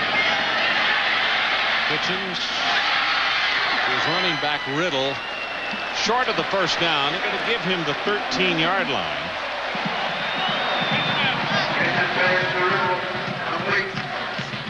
Freddie Kitchens out of the shotgun, gives him a better look at the defense. Dennis Riddle just releases late.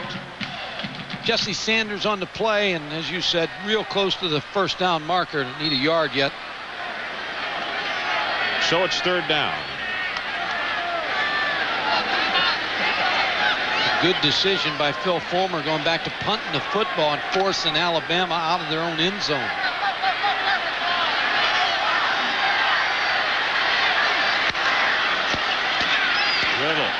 hit hard at the line of scrimmage. I think he's going to have the first down. Yeah, from where the linesman on the near side runs in to mark it, he will. But that's Gallion who makes the hit on him.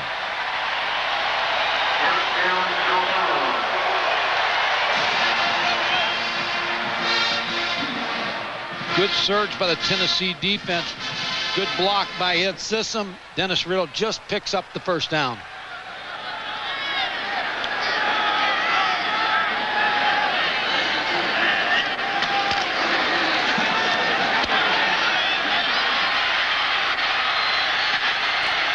Still being pressured. The pass overthrown, and now here comes a late flag back at the 17-yard line. They have a lineman downfield. It may be the call where that's thrown, or holding, of course, for the umpire. Or was he beyond the line when he threw it, Mike? No, I think a lineman got was downfield. Sure was. See the frustration in Gene Stallings.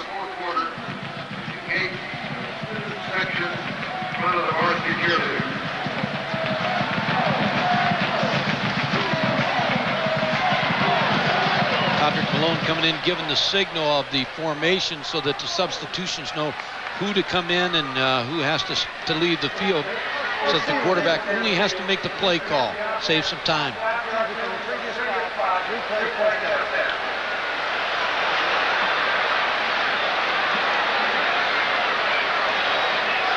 Leonard Little, number 1, sophomore out of Asheville, North Carolina. He was not up to speed last week. He had to have a tooth pulled. He was not 100% against Arkansas. There's Malone. He is split out to the right. Kitchens. Gonna be hit, and he'll be sacked at the 5-yard line. Billy Barron is a man who'll get credit for it. And there's a flag down on the far side of the field. Looked like Jonathan Brown there used his legs and maybe leg kicked Freddie Kitchens. Number 91's coming in from the backside against Free. Number 63 was able to use his feet kick, which is not legal, and Freddie Kitchens started to fall to the ground. Yeah, here it comes right there. He just tripped him.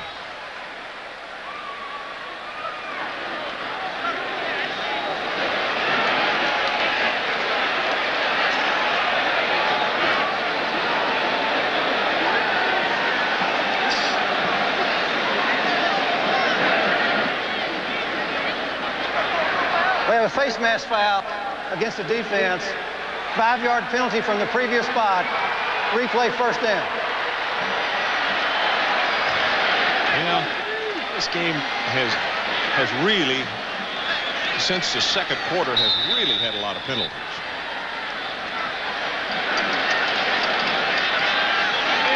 (28-7) with just about to go under 6 minutes left in the third quarter.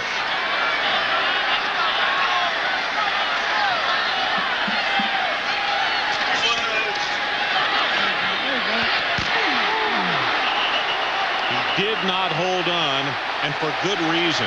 Noel almost took his head off. I'm not sure Noel knows exactly where he is as well. Well, he feels a lot better than Curtis Brown does, because Curtis Brown was hung up in the air. It's against 2 deep coverage where he gets away. Now he's in between number 9, the safety, Torrey Noel, and it's caught up in the air there. Torrey Noel with a good hit. He's still shaking his head. Yeah, that's right. Birmingham, Texas. You know exactly right. Kitchens right over the middle, has Malone. Crosses the 30, and he's out to the 35. Raymond Austin right on top of him, but it's good for 20 yards. It goes back to field position again, where Phil Fulmer punted the football, got Alabama inside the 5, and here they're now just getting to their own 40-yard line. Good throw by Kitchens to Todrick Malone, but you play the field position game and make the offensive team go 80, 90 yards, and you figure they're going to make a mistake along the way. Malone with 4 catches tonight. Well, he had 13 last week, are in the ball game against Arkansas. Kitchens does not feel the backside pressure, and he's going to finally be stopped by Tyrone Hines.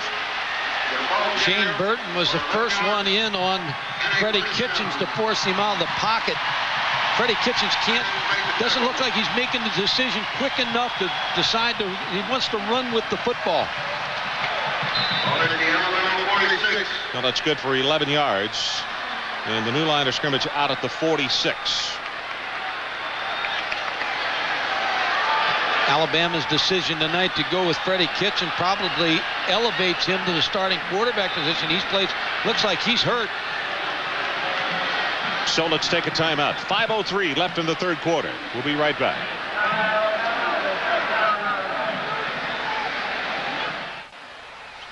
(28-7) is the score. Alabama was trying to get an injury timeout, Mike. Because the right contact of Kitchens came out. They have just replaced it over on the sideline.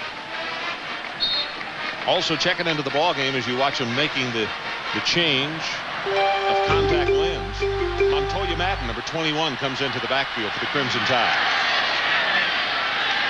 Pass is complete. Just short of the 40-yard line. It's Curtis Brown, and Terry Fair makes the tackle on him. Pretty good coverage by Terry Fair. He's right on top of Curtis Brown, but a good strike by Freddie Kitchens. Had a lot on that football. Marcel West, the junior out of Niceville, Florida, comes into the lineup. That was a gain of 12 in that last play. Bill Fulmer's ball club jumped out on top 21-0 in the first quarter.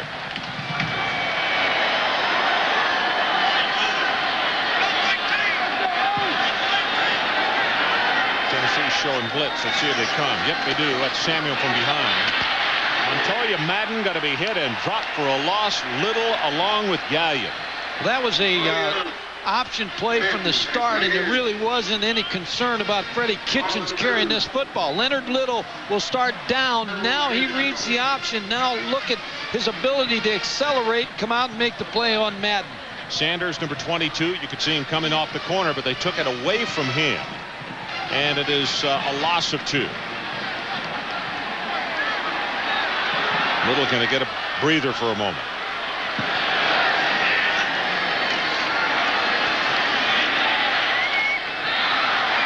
Surprised if Kitchens could get that one away at all. You could see 64, Steve White, hanging all over him and seemed to be pulling on his jersey just as he was throwing the ball.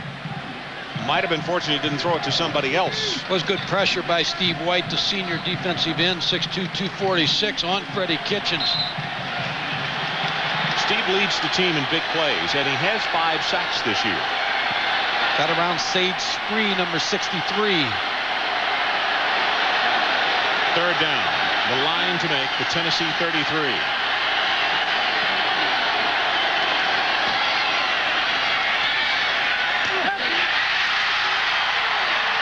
They got it. Curtis Brown. 14 yards in the pass play. Pretty good designed pass play. What Alabama used Dennis Riddle, number 29, to come out of the backfield and really opened it up. He was able to come out. You see number 29 come out. He brought the linebacker with him, and it opened Curtis Brown inside. There's just nobody there.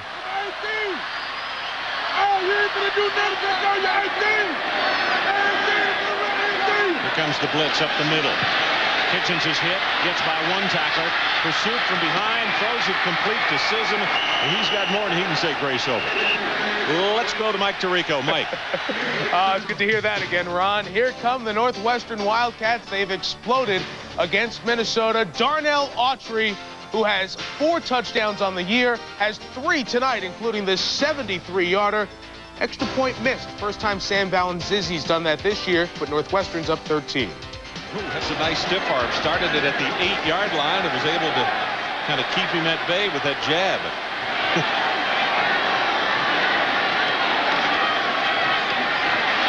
Pitching throw. As the receiver fell down, Todrick Malone, that turned into a very dangerous situation because the Tennessee defensive back, had he been able to get over to it, that was 6 from 80 yards away. Good coverage by Deron Jenkins, but again, you're right, Todrick Malone, number 80, tries to come out of his break on the out and just falls down, slips. Feet come out from under him, and he would have been open on that play. This drive started back at the 3. This is the 13th play of it. Well, that's what you want to do if you're Tennessee. Force them into go on the long field, use a lot of time, and then maybe make a mistake along the way. Pass pass is tipped and caught. Chad Key, after the ball was tipped by Tennessee, Key comes down with it. Chad Key stayed with this football. He never gave up on this play. It really makes a big catch for this Alabama offense. Freddie Kitchens throwing the football. Chad Key involved in coverage right here with Steve Johnson, but Chad Key never gave up on that play. Was able to take his eyes to the football and bring it in for the catch. First down at the Tennessee 15-yard line. Blitz coming from up the middle and also the outside. They go with a fade route that is completely out of the end zone. Stops the clock with 2:12 left in the third.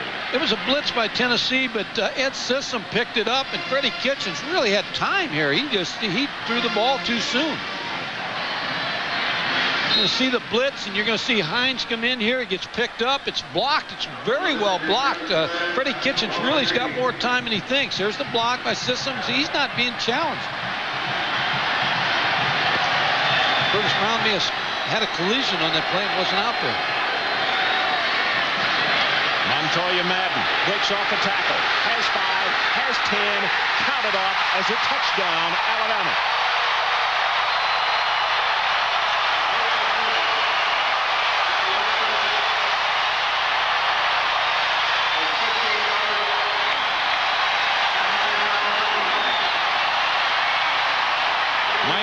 In watching video of Alabama, and particularly watching Madden in the last game as a freshman out of Town Creek, they're going to have to get him playing more. He's only 5'9", but boy, he squares his shoulders and knows what to do with the football north and south. Well, he was able to keep his balance there. There was nothing up inside. It's when he bounced outside, he used his speed for the touchdown. Parker with the extra point attempt, and he's got it.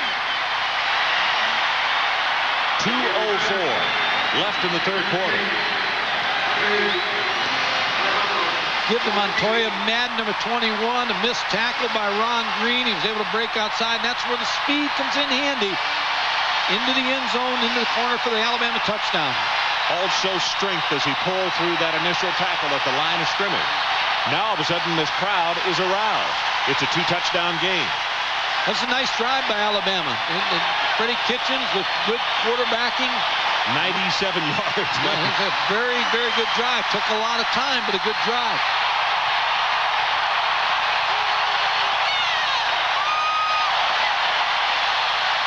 That's a 15-play drive. 97 yards for the touchdown.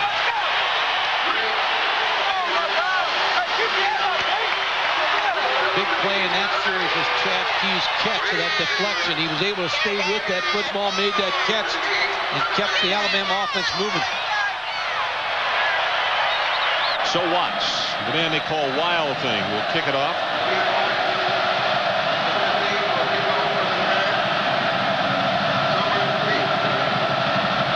Summers, the deep man for Tennessee.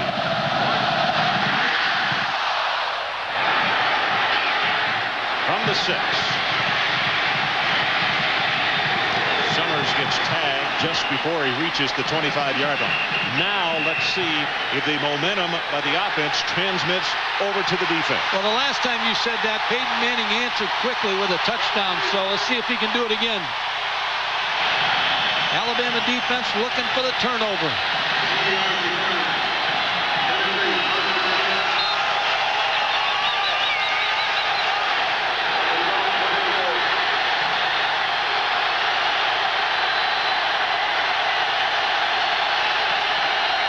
Comes at corner blitz. They go with the running play. Graham for 5, 10, breaks it off, and he's open. This is the best way to quiet 80,000 of your close or not close friends. Touchdown, Tennessee. It's 75 yards. And when you see a play like that happen into the short side of the field, usually you're going to find a receiver with a good block, and Joey Kent made that block on that play for Jay Graham.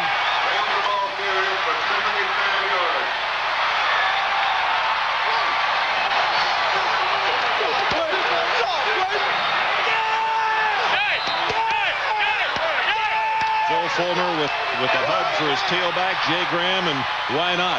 Alabama was showing signs of getting back into this football game, and boy, did Tennessee have a quick answer. Whew. makes it 35-14 Volunteers.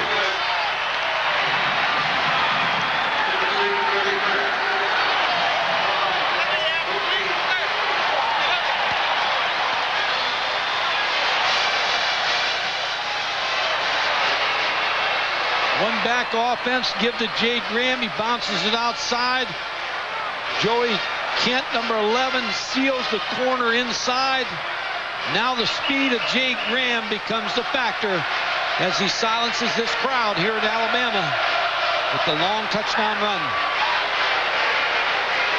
Also got a nice block by Scott Pfeiffer, the tight end, number 89. Mike Adamle, let's check in with you down on the sideline. We know Jay Graham for the last 3 years was an understudy to James Stewart and Aaron Hayden and Charlie Garner, but he bided his time. He came from North Carolina, where in high school he was a great runner in a veer offense, and believe it or not, his coaches, Randy Sanders, the running backs coach for Tennessee, said this guy is still learning. He looks great tonight. Well, he's over 100 yards with that last run. And 21 seconds after Alabama scored, Tennessee comes right back, and they're in the end zone, and it's back to a 21-point margin.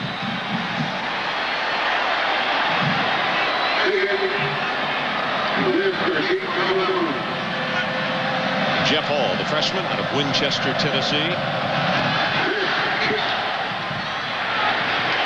This is West, 2 yards deep. And he'll be knocked out at the 22. Mr. Tirico, let's check back with you. Ron, this is not an overstatement. Here's the best touchdown of the entire year. UCLA up on Arizona by 10. Kareem Abdul-Jabbar catches the screen. I gave it away. I shouldn't have told you this was a touchdown. Look at the great block on Teddy Bruschi. He's not done yet.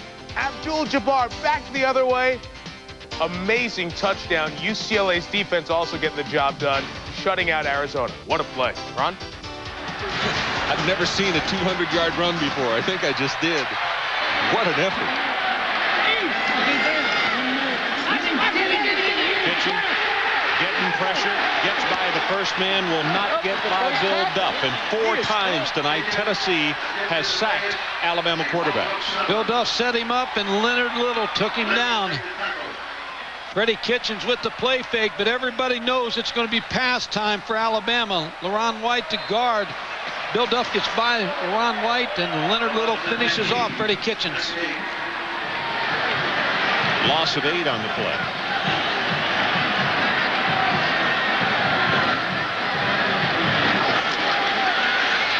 Kitchens almost intercepted, couldn't hold on to it. That's Terry Fair, almost got his second pick of the night. Played the route of Curtis Brown here. For some reason, he sat right on this route. He did not move off the curl.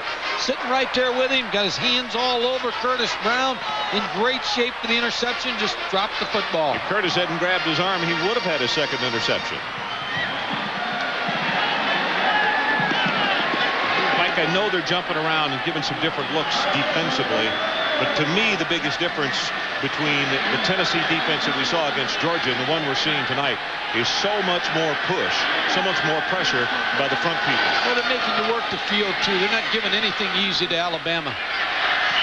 Chad Key, the intended receiver, that one's overthrown, and again Kitchens winds up on his backside. Shane Burton this time is the man who hit him. ESPN is your home for college football again next Saturday at 11:30. We get things going on College Game Day. At 12:30, Ohio State takes on Purdue. At 7:30, Kansas visits Oklahoma. Scores and highlights on the Residence Inn College Scoreboard. Hayden Stockton standing back in the 1. Summers, the deep man for Tennessee.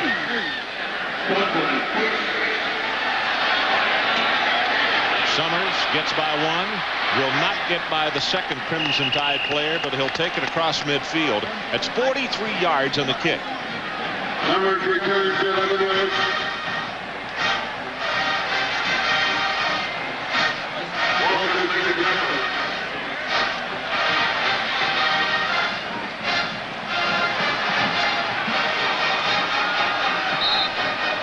We got 38 seconds left in this third quarter.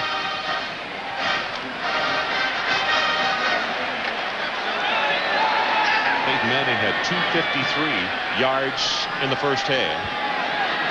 Checking to see what he's got now. That's a lateral. That ball can be thrown again. It is, and it is caught at the 18-yard line by Kyler. Oh, that was set up perfect. Greg Kyler with a great catch because Deshae Thompson got beat early but was able to come back and try to make that play. Nash is going to just step. There's the move by Kyler, number 80. Thompson on him, recovers. Good concentration by Greg Kyler. It's good for 28 yards. It goes to the 19.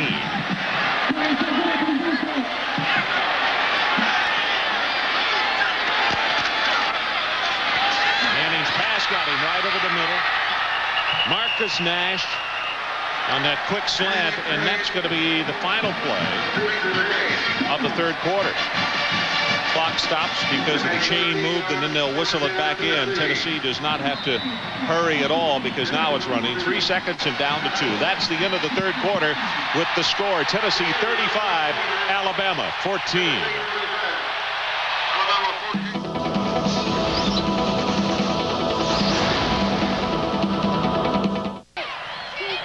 They're singing Rocky Top here. They still got another quarter to play, but the Volunteer fans are mighty happy.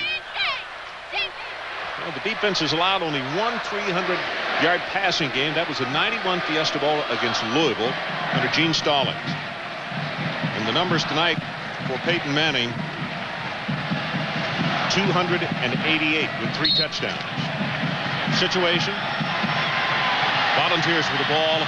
You can see it just at the 6.5-yard line. Graham tries to bounce it outside. And he'll take it to the 4-yard line. And Mike Tirico, let's check with you. Well, Ron, this McDonald's breakaway takes us to the Chop Shop. Most of the South baseball interest happy on a 3-hitter with Steve Avery and a couple of relievers, including Mark Wohlers. The Atlanta Braves win the National League pennant, sweeping the Reds, I should say, 6-0 tonight. Hey, Michael. So the Brooms are out in Atlanta, and they got a little resting time. Second down. The ball at the 4-yard line. Throws it back in the flat. Tennessee makes the reception. They're going to wind up losing yards. Maurice Staley. Fernando Bryant comes over to make the hit on him. Had that read from the start. Fernando Bryant made that play on Staley. He never had a chance to come out of this play. A little quick screen to the outside. Blitz on by Alabama, which means man coverage on the outside. Fernando Bryant did exactly what he was supposed to do for the good play. That's a loss of 4. So the new line of scrimmage is back at the 8. Third down and goal for the Volunteers. Fernando Bryant grew up in Tennessee and always wanted to be a Tennessee player. Ended up in Alabama. So the Volunteers call a timeout. 13:37 left in our ball game, and we'll take it with them. Atlanta Braves 6, Cincinnati Reds nothing. ESPN's presentation of CFA Primetime is brought to you by Chrysler Plymouth and your local Chrysler Plymouth dealers. Ron Franklin, Mike Gottfried, and Mike Adamle coming to you from Birmingham, Alabama. And the Tennessee Volunteers right now looking at a third down and goal. And the ball is at the 8.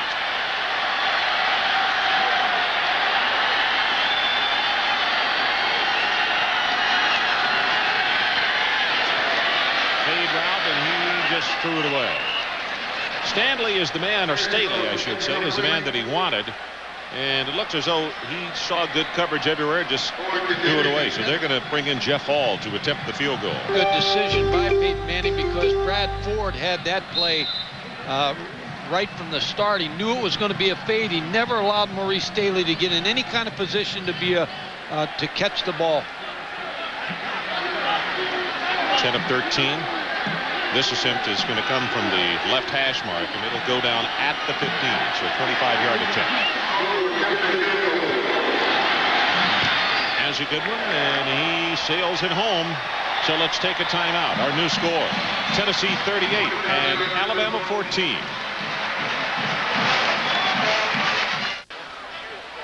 Tennessee has not left many question marks tonight as they are on top by 24, 38-14.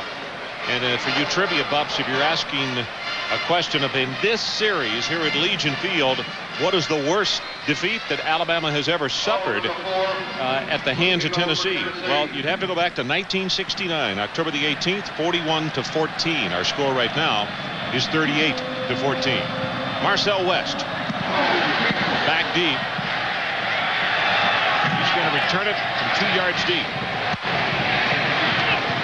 And he shoved out of bounds. Mike Adamle, let's check with you. Well, as you guys mentioned, most college fans are aware of the sanctions hanging over the University of Alabama's football program pending appeal. Now, initially, Alabama did its own investigation in conjunction with the NCAA enforcement staff. They proposed penalty came up with a loss of 4 scholarships this year. However, once they went before the NCAA's Committee on Infractions, additional sanctions were tacked on, a 3-year probation, a ban on postseason play in '95, including the SEC championship and the bowl game, and we'll have more in a moment. Okay, Mike, I started to say this is very important, so don't rush. We'll get back to you. Pass over the middle, in and out of the hands of Malone. Mike? Yeah, thanks, Ron. In addition to the ban on postseason play in '95, including the SEC championship and a bowl game, scholarship reductions, 4 scholarship reductions for the academic years of 1995-96 and 96-97, and then a return back to the NCAA maximum of 85 scholarships in 1997-98. We'll have more in a moment, and I know Coach Gottfried has more on that.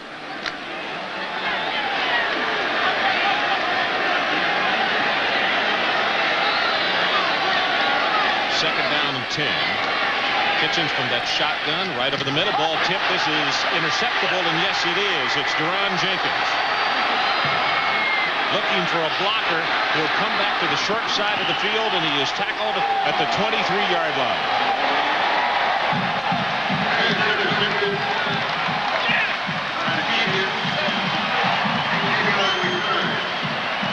Look at those turnovers again. Alabama with 4 tonight. The big difference. But going back to the sanctions, Ron, first of all, wasn't recruiting violations on Alabama. It was an agent situation with Antonio Langham. And then the university and the infractions committee, or the NCAA enforcement group, got together in what's called a summary disposition. They both agreed that there'd be just 4 scholarships. That would be the penalty. But then when it went in front of the infractions committee, they hit them a little bit harder. And Ron, I'll tell you what, my own personal opinion, it's wrong what they did. They added too much to them. And the appeal process is going to take place November 16th. And it really would be nice if they'd give Alabama back and give them some things back. And because I think the penalty does not match what they did. We'll go back to Mike Adamle in just a moment. You know, the interesting thing about that date also, that's 2 days before the Auburn game, isn't it? It's terrible timing because of that ball game, but this thing takes on so long. You endure so long with this process that they have. Mike, if they win the appeal, they could still be eligible. There'll be a bowl game. They may lose the 3rd-year probation. A lot of things are possible. Manning's pass completed to 21. Mike Adamle? Well, Joe Buffington is a former NCAA enforcement officer official, now an attorney here in Alabama. Joe, first of all, what is the status of the appeal? Well, last month, the university announced that it had, to the media, that it had filed a written response to the appeal process. And the next thing that will happen is the Committee on Infractions will now have 30 days to file its response to show why it made its findings and to support of those findings. In your opinion, in all honesty, does the university have any grounds to stand on? Well, that's a tough question. Of course, each case is decided on its own merits. However, I will say that when Alabama announced the reasons for its appeal, it sounded like they had some meritorious arguments, and I think they'll make a very reasoned argument that the penalties were excessive. Okay, Joe, thanks so very much for joining us. And again, the appeal on November 16th. Gentlemen? Okay, by the way, on that last pass play, Peyton Manning now over 300 yards. First person since Brett Favre against the Gene Stallings team to do that. Graham hit and tackled at the line of scrimmage. Kevin Jackson is a man who caught him to the ankles. Trying to put a period on this NCAA thing. With a summary disposition by allowing the school and the NCAA Infractions Committee to decide that what happened to Alabama is going to question. There's going to be a lot of people questioning even if they ever want to do that again, because Alabama got hit hard. Not as hard as Ole Miss down the road here, but Alabama, I mean, it's really ridiculous, the penalty they put on them.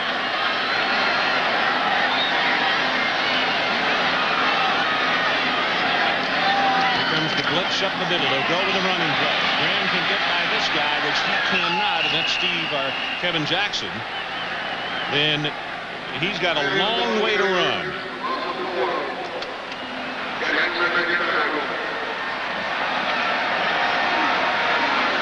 Clock running. Under 11 and a half minutes left to play in this ball game. Tennessee 38-14, and DeValds with that intercepted pass a moment ago, looking for more.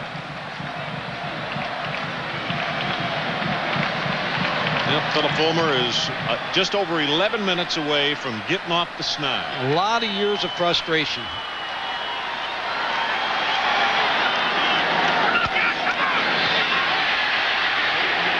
Pressure, and he's going to be sacked. Second sack by Alabama tonight, and Van Botten will be credited with the sack.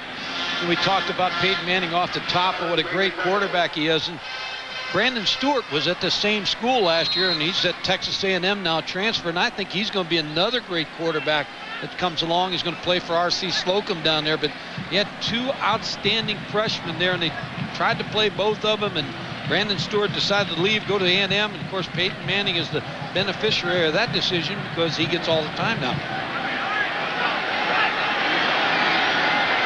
Field goal attempt. This one will come from the 27-yard line, so a 37-yard attempt. Plenty of distance on this one, and Hall is perfect.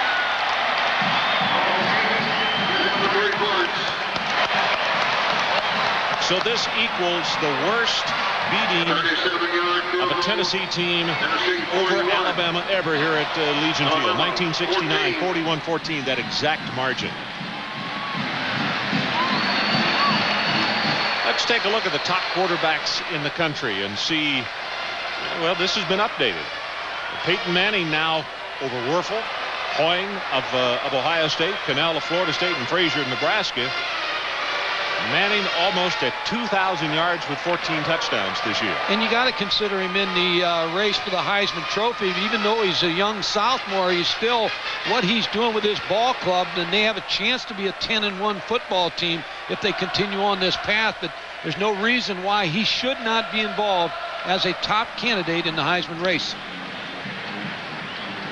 Well, as we mentioned, tonight over 300 yards. And, of course, he had those staggering numbers in the first half, 253 yards. 253 with 3 touchdowns, 20 or 13 of 20 in that opening 30 minutes.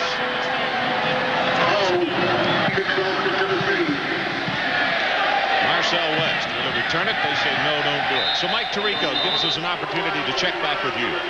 Well, Ron, the SEC West taking it on the chin today. This McDonald's breakaway takes us to the Commonwealth in Kentucky. Ray McLaren. This score, Kentucky beats LSU. Arkansas will be the only West team to win tonight.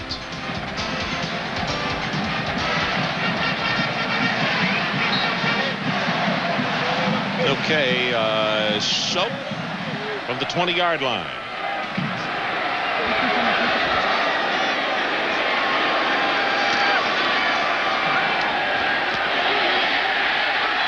Sacked back inside the 15-yard line, and that's 5 times that they've gotten to Kitchens tonight. Without any threat of a running game, it's just to pin your ears back and rush the quarterback for the Tennessee defensive front. Shane Burton, number 84, with good pressure. By the way, our primetime family would like to congratulate our associate producer, Josh Hoffman, who will be getting married this time next weekend to Carrie McGuigan. Best wishes, Josh. Going to miss you the next 2 weeks. I have a feeling that that feeling will not be mutual, though.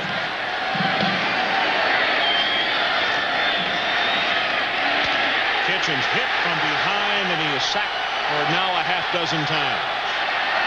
Anthony Hampton, number 85, just came into the football game. Fresh legs, 6'5", 210-pound sophomore. And this is all happening down at the end of the stadium that is covered in orange, where the Tennessee folks have got their tickets. And they're loving it. It's like a private show right in front of them. Under 9 minutes to play. And that man is not loving it. And he's done a nice job. Again, focus on a football team when you got that NCAA thing swirling around you. Tough.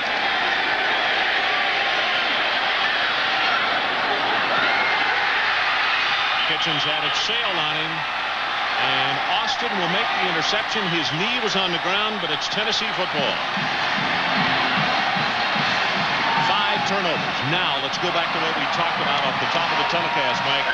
We had said that in that 9-year period when Tennessee was 0-8-1, that they had turned the ball over 30 times. Alabama only 8. Tonight we have had a complete reversal. And I'll tell you the reason for that. Peyton Manning, he put the pressure on Alabama's offense, made him come out and play the same type of game that Tennessee wanted them to play, the fast-paced ball game. Alabama not capable of that tonight.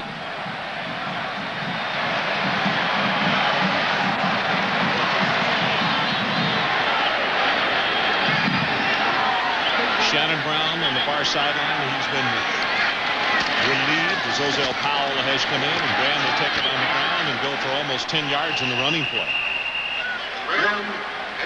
Tip off the 95 college basketball season with Midnight Madness. It all starts tonight from Maryland, Virginia, and Michigan. ESPN2 at 1 a.m. from Kansas, Minnesota, and Mississippi State. Hey, that's not very far away. Do you have an idea that our friend Dick Vitale, do you think maybe his heart's pumping a little bit because the Hoopsters are about to get it teed up and going? He's probably hoping that no one makes that shot again, so it costs him a couple $100.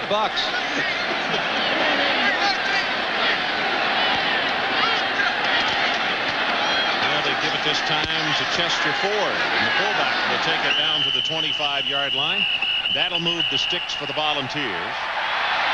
They credit this offensive line of Tennessee tonight because they played against a very good defensive front of Alabama. Mike, talk about the changes that were made and the reason that they made those changes, putting Miller from center to guard and Lehman in from tackle to guard. Well, they moved Lehman from tackle to guard and switched to center and guard because when you play mostly 4-3 teams, everybody's putting their big tackles on your guards.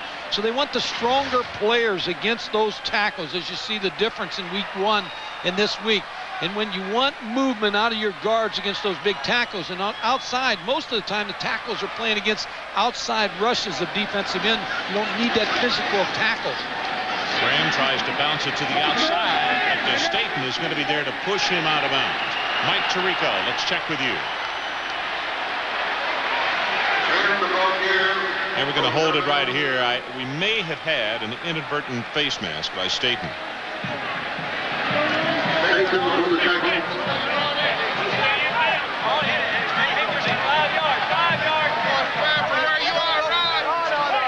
the game, ladies and gentlemen, we ask that you please not vote for playing. So you could hear the conversation. 5 yards stepped off for the inadvertent face mask.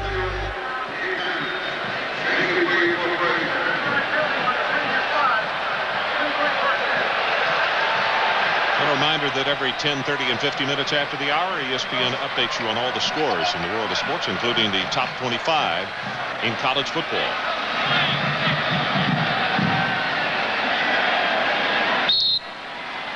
Florida just keeps rolling up points, 49 today.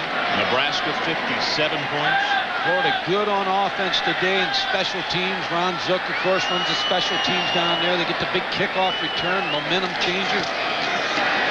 This is Graham. Good pursuit by that Alabama defense, and he's going to be dropped down for a loss. Tennessee, of course, trying to run wide plays, anything they can just to consume time, holding on to the football and run the clock down. We're about to go under 7. And for Philip Fulmer, we showed you the graphic off the top of the telecast against Alabama and Florida, 0-4-1. Now, that first number is about to change. It's about to go to 1-4-1. Said he was in Jackson Hole, Wyoming with his family this summer. Ran into a guy who was a UT fan. And the guy couldn't ask quickly enough, when are you going to beat Alabama and Florida? And he said, here I am on vacation. Graham tries to bounce it to the outside. He'll be stopped at the 23. A fan that obviously watches and reads our graphics.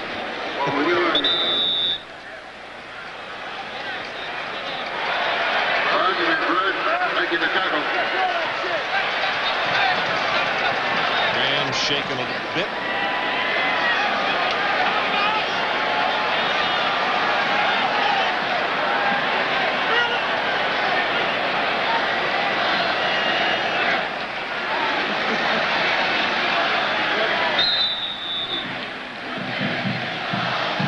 Let me ask you the question. They're really trying to run it down, but at this juncture with the 41-14 ball game, I mean, Graham has just gone to the sideline and got a little nick, and they're not deep at tailback. Why do you have Peyton I'd there? get him out of the ball game. I'd bring him out so that fans could cheer him and get him as close to me as I could find him. Do not want him to get hurt in this ball game. So let's take a break. 6:10 left in our ball game. 41-14 balls.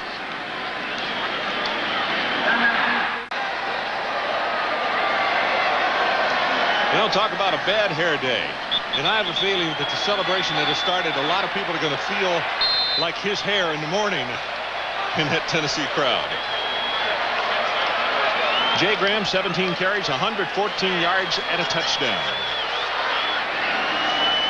So now Tennessee with the Ford and Lane, two fullbacks in the game. They're going to run a little reverse here with the end. That's Dustin Moore. And Dustin is able to stay inbounds, so the clock will continue to run, and we go under 6 minutes. Pretty good athlete, Dustin Moore, 86. Played him a little bit versus Arkansas. Showed him a lot of things in the Y around, the tight end around, caught the ball. Good fake. Peyton Manning faking a toss, and here's the good athlete, Dustin Moore, coming around the corner. That's Staten holding on to him, trying to wrestle him down. Dustin's only a freshman.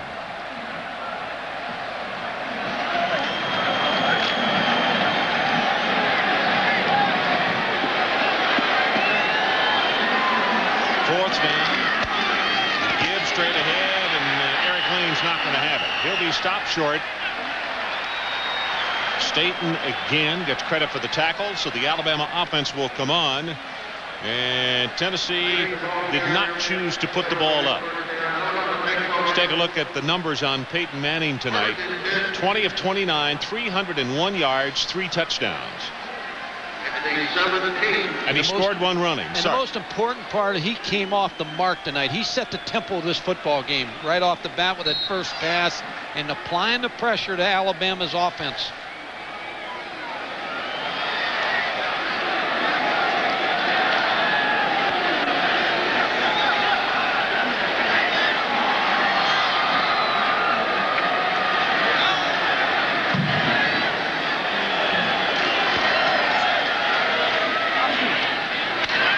Throws it complete. Peyton Manning for the night versus man-to-man in zone. He was equally effective. 88 yards man-to-man zone. Right in that target, 214 yards. 10 of 11.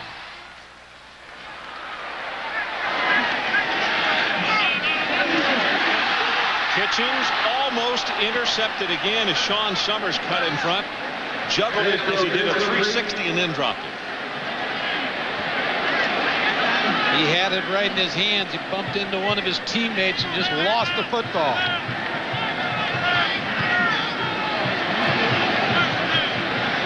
Looking at the best quarterback in the country, I believe, right here. College football, Peyton Manning. You think so, huh? I don't think there's much doubt.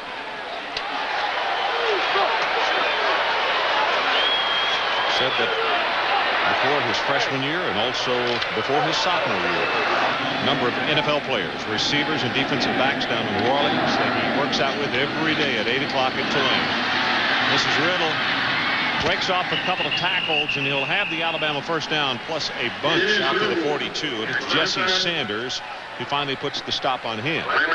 You know, when you've been so successful as Alabama has over the years, and especially the last few years under Gene Stallings, this just really has got a sting to lose in your own backyard here in Birmingham to a rival.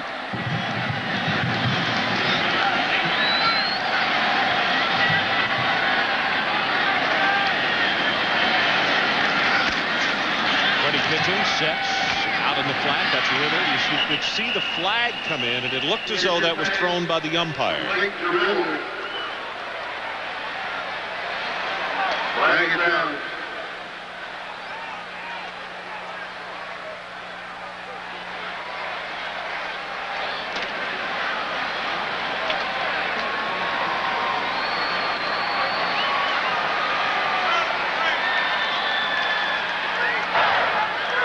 We have a personal foul against the defense.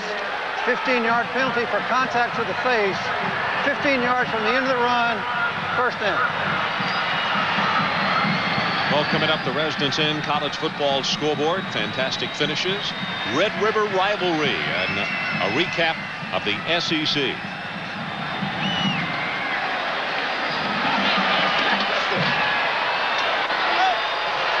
Leonard Little with a big night here defensively for the Tennessee defense. He doesn't want to miss a play of this. He's standing up on that bench, getting a closer look as his club is equaling the worst whipping that they've ever handed Alabama here at Legion Field. Kitchens' pass was too tall and almost intercepted by Tennessee, Sean Summers. 1969, this identical score, 41-14. And interestingly enough, for you real trivia buffs, normally they talk in terms of the third Saturday in October. Well, this is the second Saturday. Only the second time that they played it on the second Saturday. Last time they did it, Tennessee won that one as well.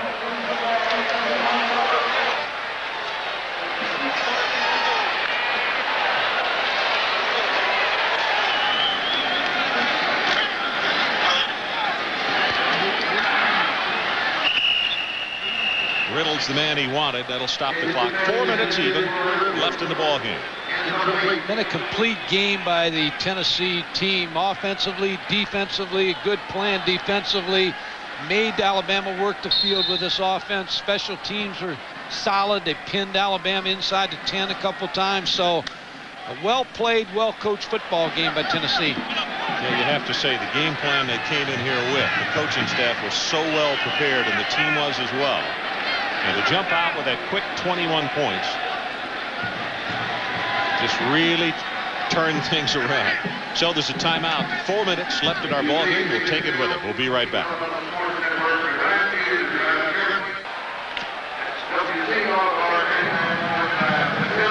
So we're back. The officials did not hold them, and there was an incomplete pass thrown, so it's 4th down, Alabama. Line of scrimmage, the 36.5-yard line. They need to take it down to the 26. They want to keep this thing going.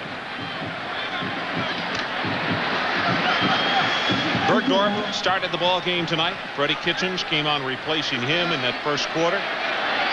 Gave him a little bit of a spark, but there's just been too much Tennessee. Tipped again and almost intercepted. Deron Jenkins almost came away with the football. Chad Key, the intended receiver, and the ball will go over to Tennessee.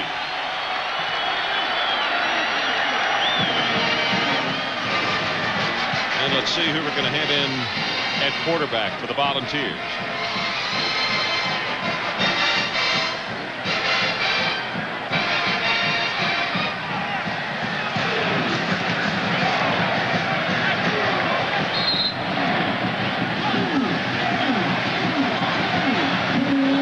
Coming back out.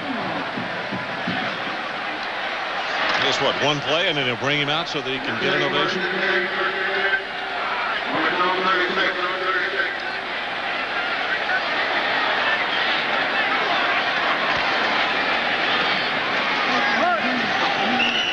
Mark Levine gets the carry, takes it out to the 40-yard line. Lamont Floyd there defensively. Ron, it looks like they're just going to let him finish up. Unless Jeremy Bates, I see number 8's down on the sideline now, getting close to a coach, maybe to get in the ball game.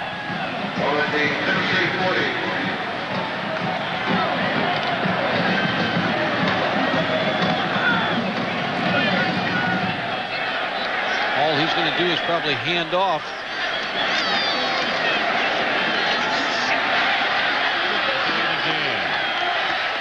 Mark is going to take it across midfield, and that'll be a Tennessee first down with 3:01 to play.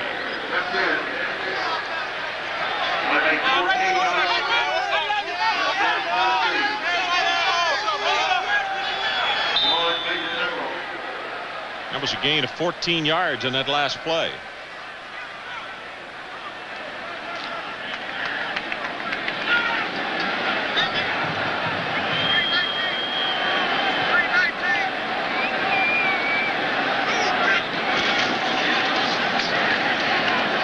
Again, and Mike Tirico, let's check in with you again.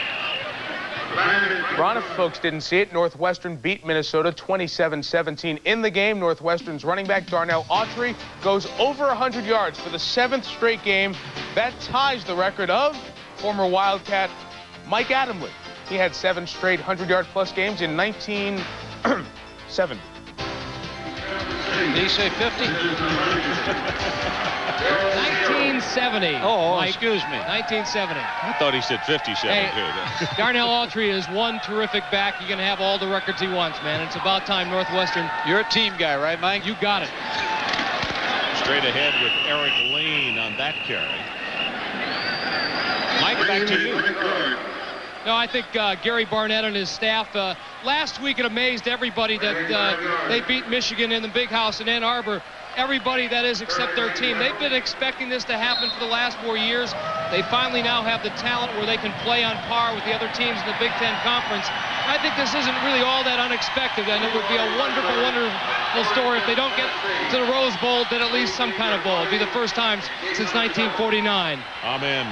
Well, just like in basketball, Manning was brought off so that he would be on the field and the crowd would recognize the fact that he was being taken out of the ball game. And pats on the back for his teammates and from his teammates. They'll listen to him in the huddle the rest of this year and the rest of the years.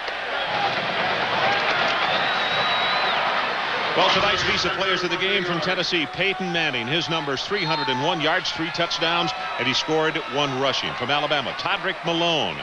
As part of their continuing effort to further the development of amateur athletics, Visa is proud to donate $1,000 to each of these universities and $1,000 to the U.S. Olympic team on behalf of these athletes.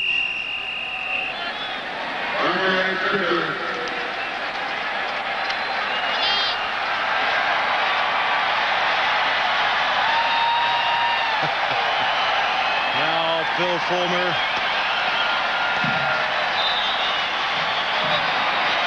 gets a Gatorade bath and is just enjoying every chilling moment right now.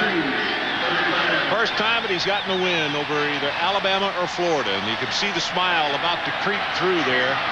And this will equal the worst defeat here at Legion Field, as Bates will take the ball in the option play and be hit and stopped at the 32-yard line. They don't have to run another play. And the celebration has started here in Birmingham as the players run toward the Tennessee faithful in the stands. Peyton Manning with a truly outstanding performance, and that is the end of our ball game. With the final score, Tennessee 41 and Alabama 14.